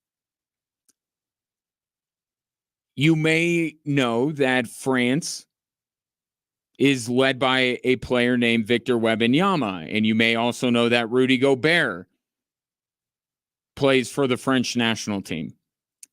They started together. France took a page out of the Minnesota Timberwolves book. Tim Connolly is behind this somehow. France starts Gobert on Jokic, has Wemby off ball roaming. That is the most difficult tandem that Nikola Jokic has faced maybe in his career. Dwight Howard and Anthony Davis, circa 2020, would like to have a word. But think about that. The defensive player of the year and the guy that probably should have been defensive player of the year and will probably win that award a dozen times before his career is over, both guarding Nikola Jokic. And all the 3-time MVP did is put up 20 points and grab 12 rebounds as Serbia beat France, arguably the second best team in the field outside of the United States. And Nikola Jokic looked locked in. That dude had a scowl on his face. He was intense, and he was looking to put it to Rudy Gobert and Victor Wembanyama. And he did. He outscored the pair of them. And he grabbed one fewer rebound than Gobert and Wembanyama combined. Do you understand now why I said the only reason Joel Embiid is on Team USA is because of the guy that is leading Serbia into this tournament? Because it is. He just roasted Victor Wembanyama and Rudy Gobert. Can you imagine what he would do to Bam Adebayo and Anthony Davis? Team USA needed more bigs.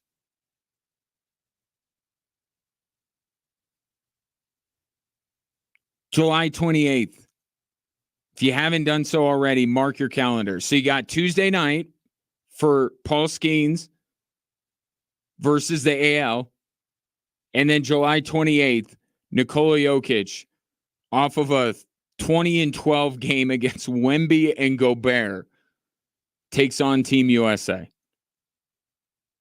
Serbia, by the way, despite Nikola Jokic fouling out with 3 minutes to go, were able to beat France in France. Lyon, I believe, is where today's game was played in both of their tune-ups before the Olympics. That's the current star. How about the past star? This is stupid, but Lasorda used to say I bleed blue, Dodger blue. I bleed Colorado Rockies purple. If you look at my golf shirts, the majority of them are purple. It's all I ever knew, have known. I loved every minute, not every minute. Talking to you guys suck, but almost every minute of my time, and definitely my time on the field. Even the bad stretches, I enjoyed. Just being able to go out there and compete and to wear, the pinstripes of the Colorado Rockies. That, of course, is Todd Helton. And just for clarification, although I was on the conference call with Todd Helton today, I want to make it very clear he was talking to Patrick Saunders and Thomas Harding and not yours truly when he talked about talking to you guys.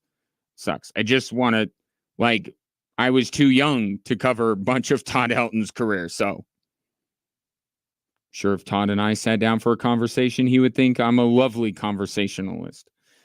But anyway, in all seriousness, Todd Helton meeting with some of us in the media prior to his induction into the Baseball Hall of Fame. And this, I think it is more special than Larry Walker getting in. I get it. The first is significant. But Todd Helton is not only a rare breed of baseball player for the Baseball Hall of Fame, but he's a rare breed for just professional athletes. A guy that is going to get inducted into his sports Hall of Fame, having spent the entirety of his career with one franchise, and that franchise is the Colorado Rockies.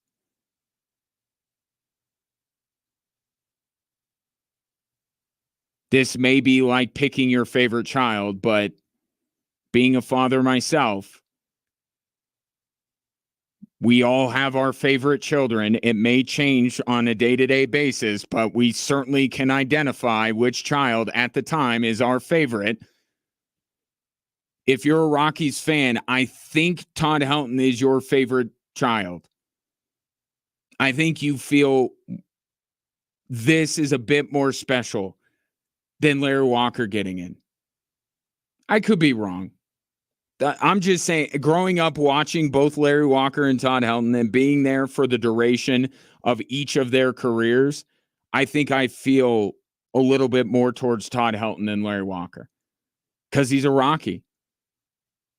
It's not this Peyton Manning debate. Is he a Colt or is he a Bronco? Todd Helton, there's no debate. Every minute of his major league career was spent in Colorado. But like so many things with the Colorado Rockies, it can't just be happiness. And this is no different. Because as happy as you may feel as a Rockies fan that Todd Helton is getting enshrined into Cooperstown, you start thinking about his career and you go, my God, did that franchise waste it? This guy is one of the greatest hitters of his generation. Bonds, Gwynn, Helton, they're all in the same conversation. Now you could stack, and Helton's definitely third on that list. But he is one of the greatest hitters of his generation. And I thought he was going to run down Ted Williams in the year 2000. Ended up settling for a Major League Best 372 average. Was robbed of an MVP. Not robbed in the sense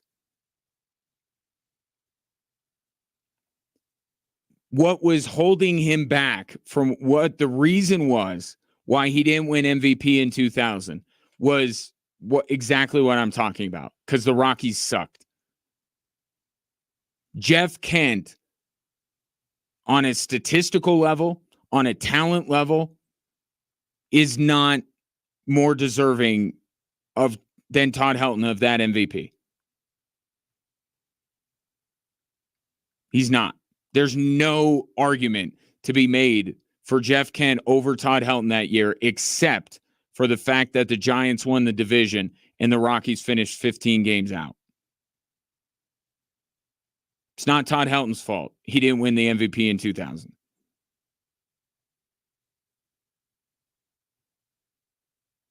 The Rockies really should have had Barry Bonds on their team, because that's how Jeff Kent got his MVP.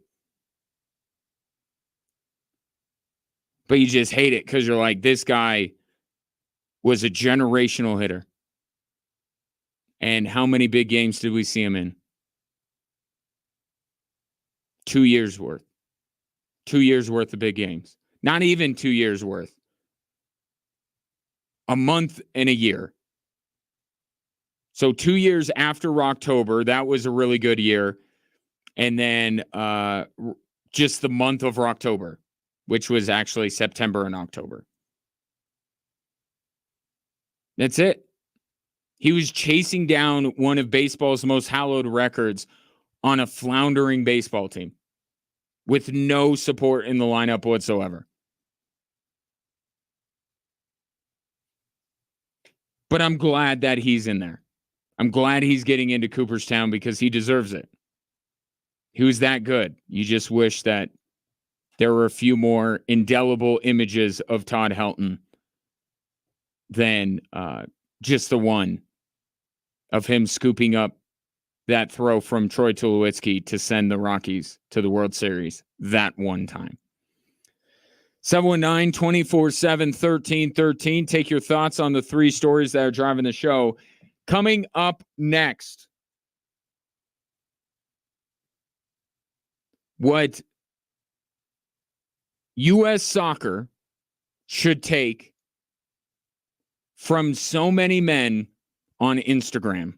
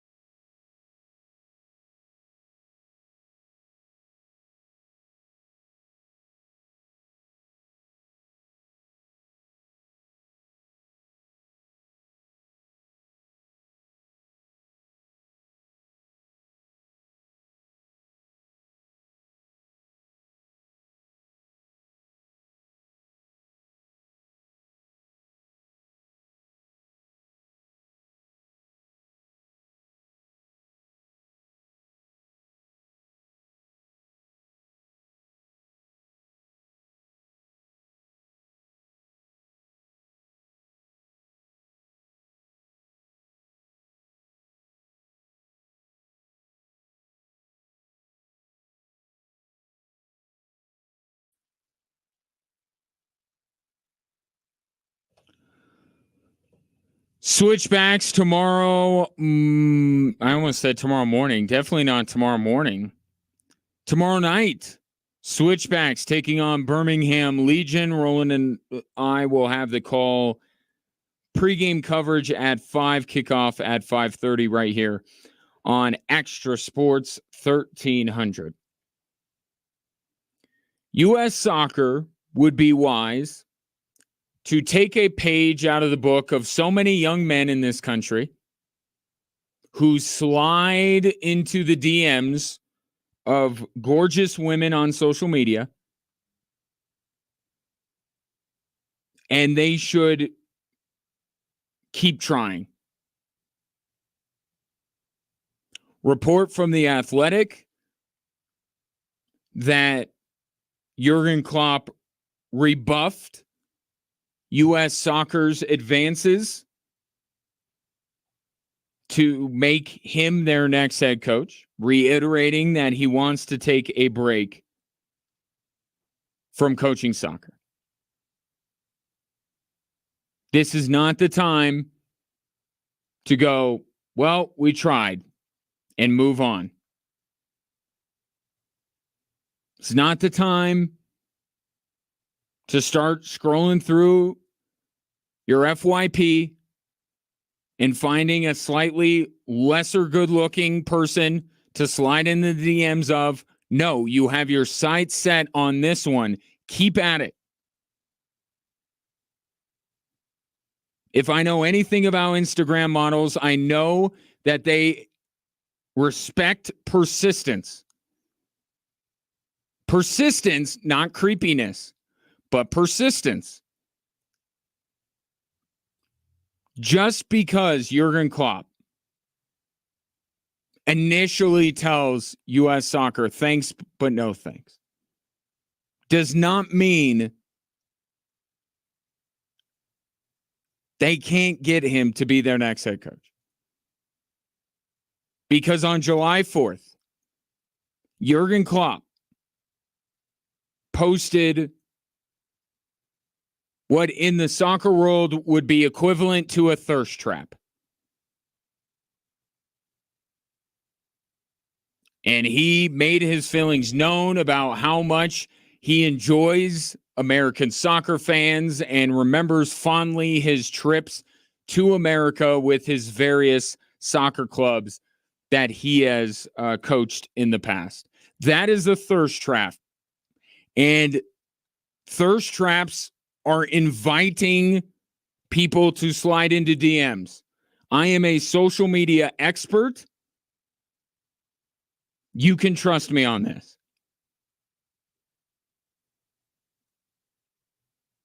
And I tell the women that slide into my DMs, like I value persistence.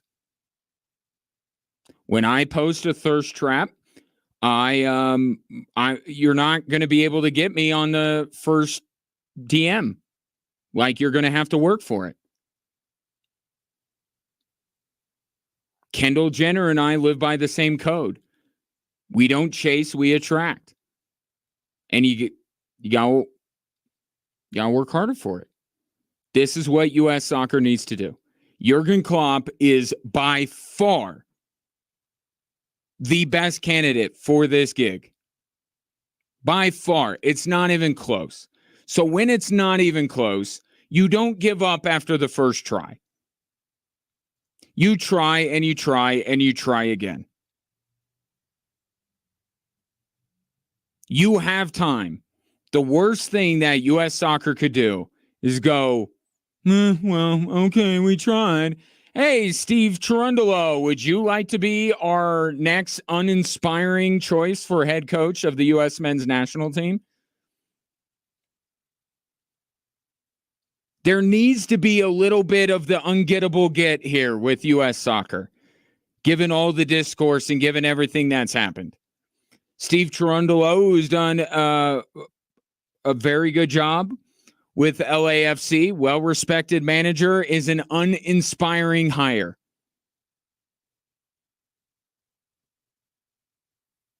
Not that you would be better off just keeping Berhalter, but you did not change that much.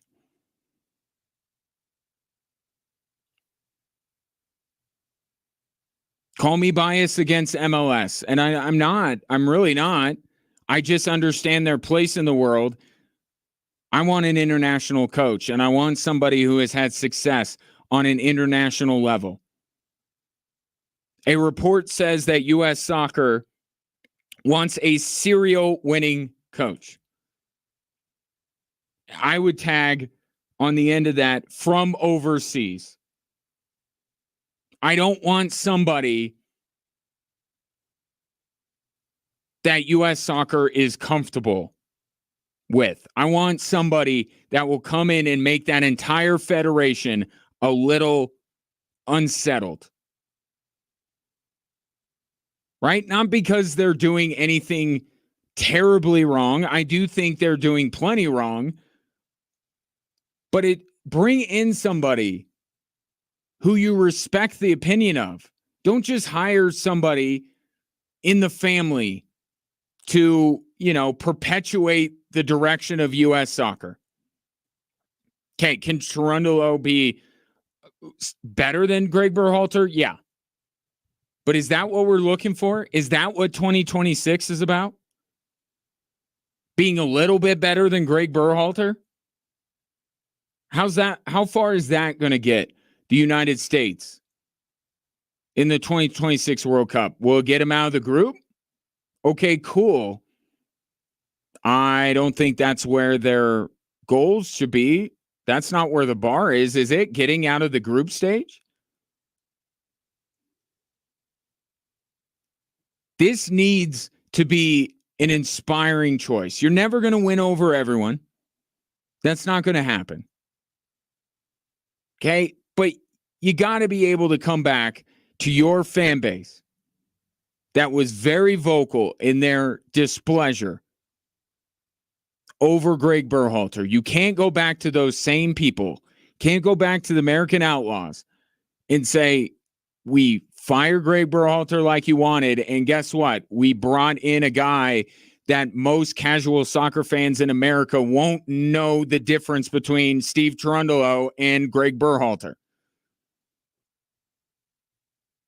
It is time to be bold. It is time to take a big swing. And simply having your people call my people and accepting that Jurgen Klopp politely declines your invitation, that's not enough. We need to get like 3 weeks of Jurgen Klopp pursuit before I even entertain the idea that it's not going to happen and they need to look elsewhere. And even if they look elsewhere, Thomas Tuchel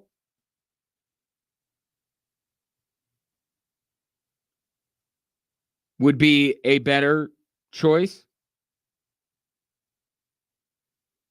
Or Renard.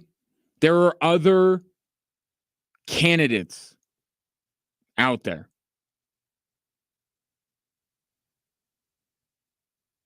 I want somebody who has accomplished something at the highest levels of soccer as a coach. And I want somebody outside of the U.S. soccer family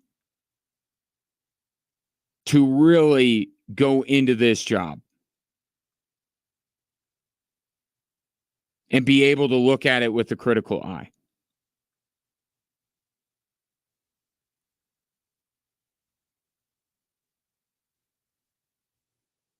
Don't stop pursuing Jurgen Klopp. She is your Dua Lipa. You may not be able to get Jurgen Klopp, but you have to try harder than this. And if they come back in a couple weeks' time and go, yeah, guys, we tried. We tried. It's not going to be good enough. This is a once in a generation, once in a lifetime opportunity to really send U.S. soccer down a better path, to actually be respected on the world stage. That opportunity is out there.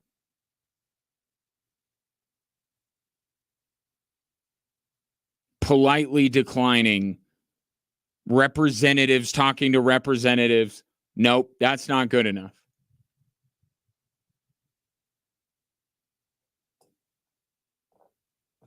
Trust me. Jurgen Klopp is mulling.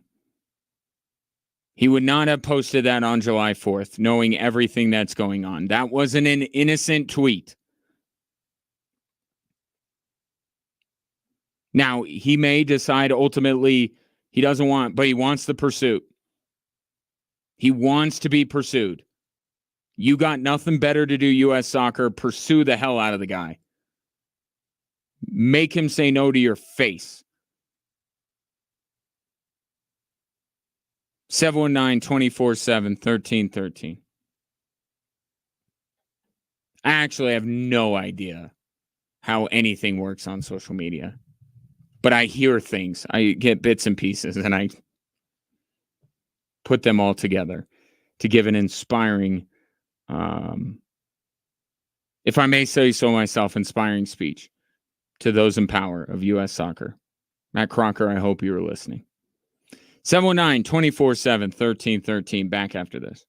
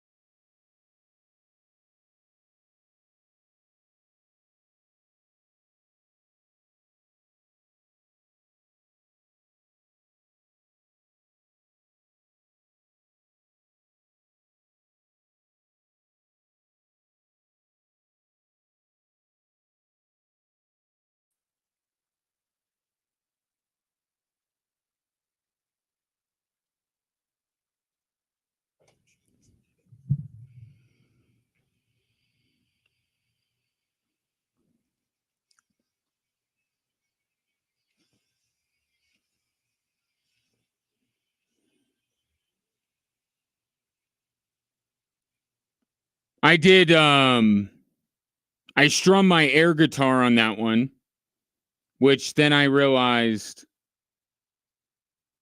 the people who are watching on social media don't hear the bed. So they just think I randomly strummed an air guitar in quite a dramatic way, like Marty McFly in Back to the Future, like aggressive strumming of the air guitar. But I'm amped. I can't help it. I'm amped. You know why? Because the NBA Cup groups are out. And the Nuggets find themselves in the group of death. You don't believe me?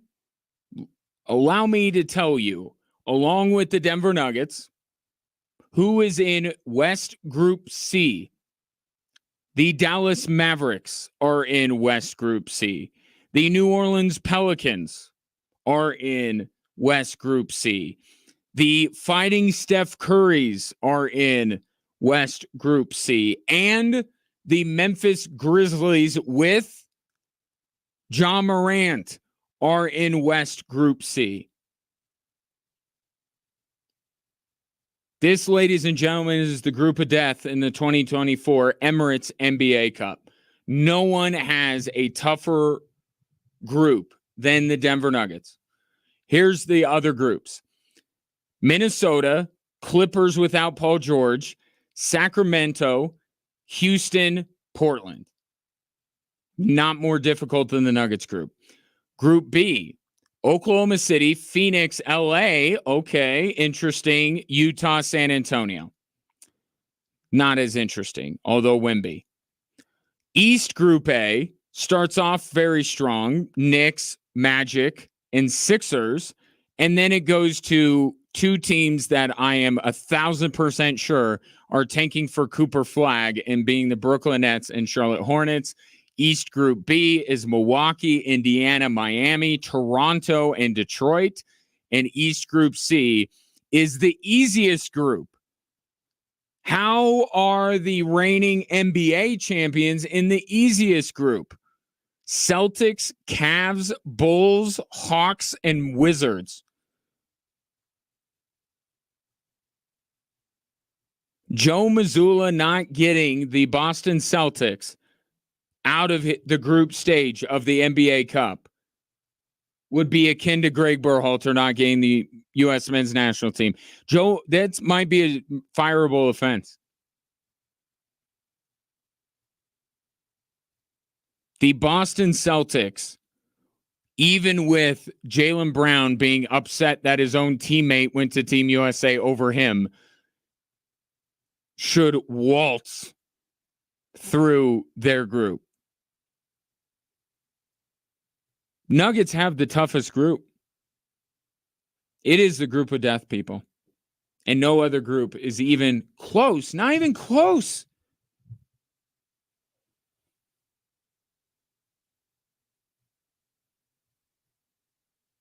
Of course, this would all be much more significant if the Denver Nuggets cared at all about the NBA Cup, which they don't.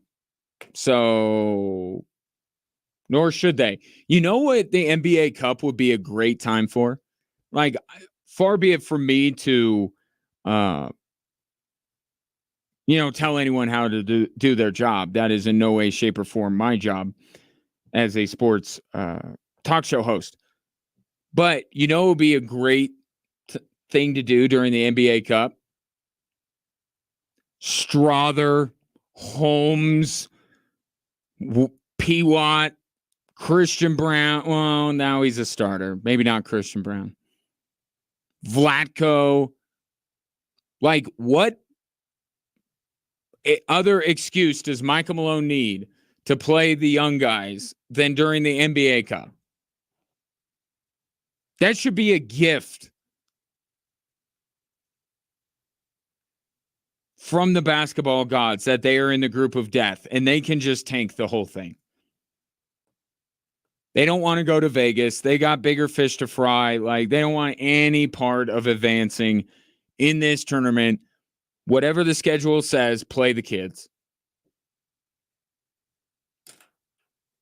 Get grouped, move on. Coming up next on ESPN, and by coming up next, I mean coming up next for the next 5 days, can the Lakers repeat as NBA Cup champions? Find out. Kendrick Perkins, your thoughts? Yeah, don't care about the NBA Cup, but for what it's worth, the Nuggets are in the group of death. Let's get to your thoughts. Earlier I brought up, surprised it didn't gain more traction, but that's okay. Maybe we're Mount Rushmore'd out. We're actually like looking forward to consequential things like All-Star games and NBA Cups. So I understand. NFL Network had Elway, Von Miller, Terrell Davis, and Shannon Sharp as the Broncos Mount Rushmore. And I thought, well, Von, TD, and Elway are no duh. Obviously, you'd be stupid not to include those three guys. I thought Peyton Manning should be over Shannon Sharp. I think he moved the needle for the Broncos franchise at a time where they desperately needed it. I think Peyton Manning's a greater quarterback than Shannon Sharp is a tight end. Although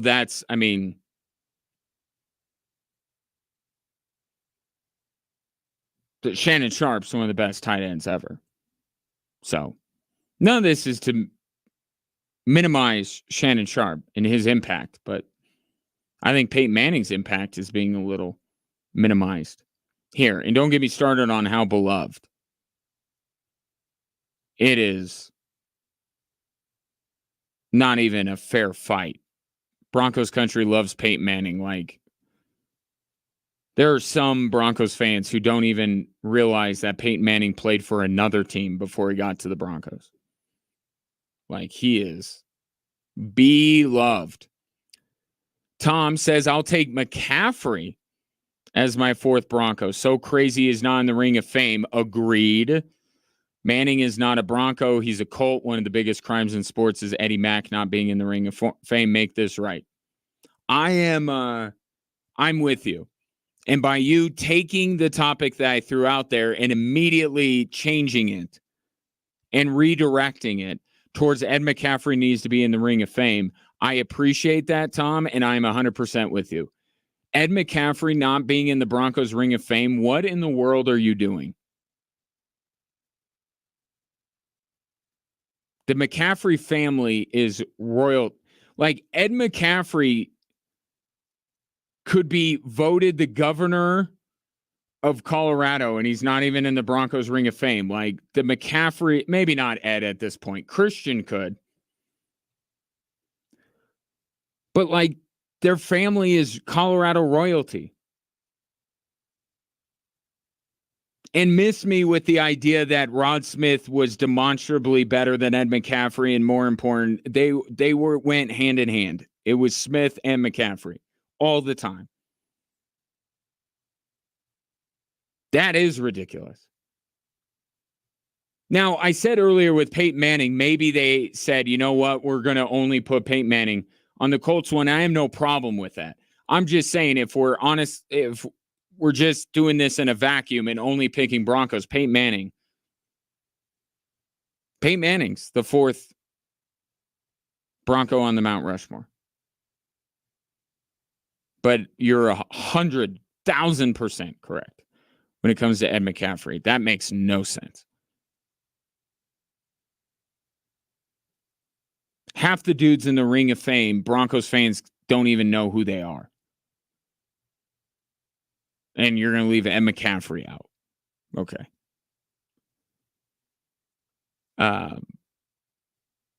From the 719, Todd Helton should have more Gold Gloves. Also, Pujols just wasn't as good of a fielder. Todd Helton that's a great point.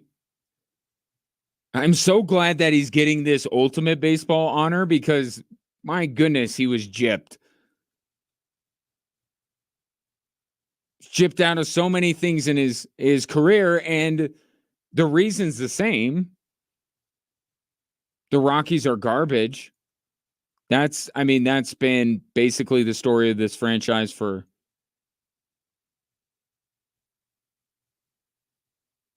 a large amount of time.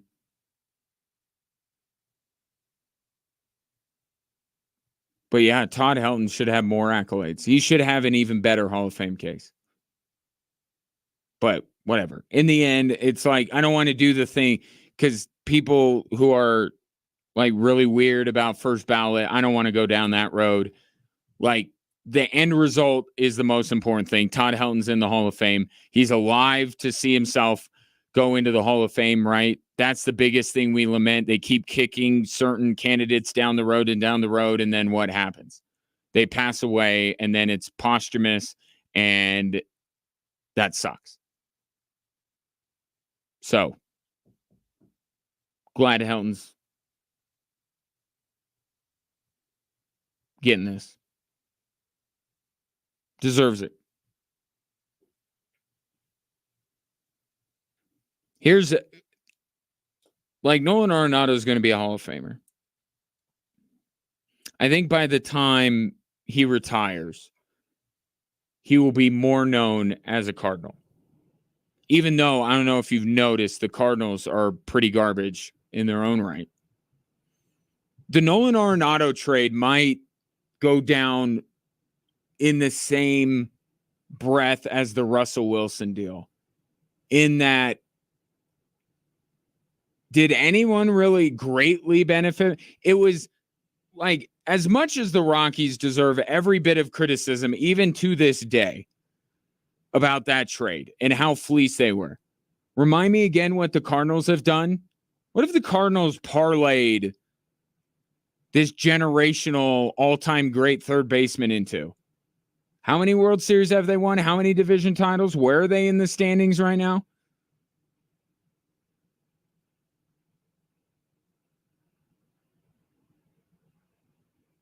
It's like the Seahawks fleeced the Broncos with Russell Wilson. They sold him a lemon. Okay? And they can get their giggles in on all that. Remind me again what the Seahawks have done. Have they turned into the Dallas Cowboys of the 90s? And I said the Russell Wilson trade might go down as a net nothing for anyone. It didn't elevate anybody. The return didn't help the Seahawks become anything special, and it certainly didn't help the Denver Broncos, and the Nolan Arenado trade's like the same thing. Yeah, the Rockies obviously were going to be worse off without him, but it's not like the Cardinals are doing right by the guy. Wasn't it winning that was the not trying to win, and now look at what the Cardinals are? You know, time passes and things get looked at differently. And Arenado trade. The Rockies will never be viewed as anything other than complete and absolute buffoons on that trade, right? I'm not saying the Rockies part of it is ever going to change, but this was also supposed to be, you know, the missing piece for the St. Louis Cardinals to become a dynasty, and they're just as trash as the Rockies are right now. At least the Rockies have an excuse. They have no talent. Partly because they didn't get any talent back for Nolan Arenado. Feel exhausted. That's the most I've talked about the Rockies all year. But it is much better to live and to get high on nostalgia when talking about the Rockies than to actually deal with the reality that is present day. It has been my distinct honor and pleasure to serve you. Thanks for hanging in there with me on a Friday. Hopefully you enjoy your weekend. I will talk to you perhaps tomorrow night, 5:30-ish, for a little switchback soccer. If not, we'll reconvene on Tuesday. I'm out on Monday because I have to go to the dentist. So fun. Talk to you Tuesday.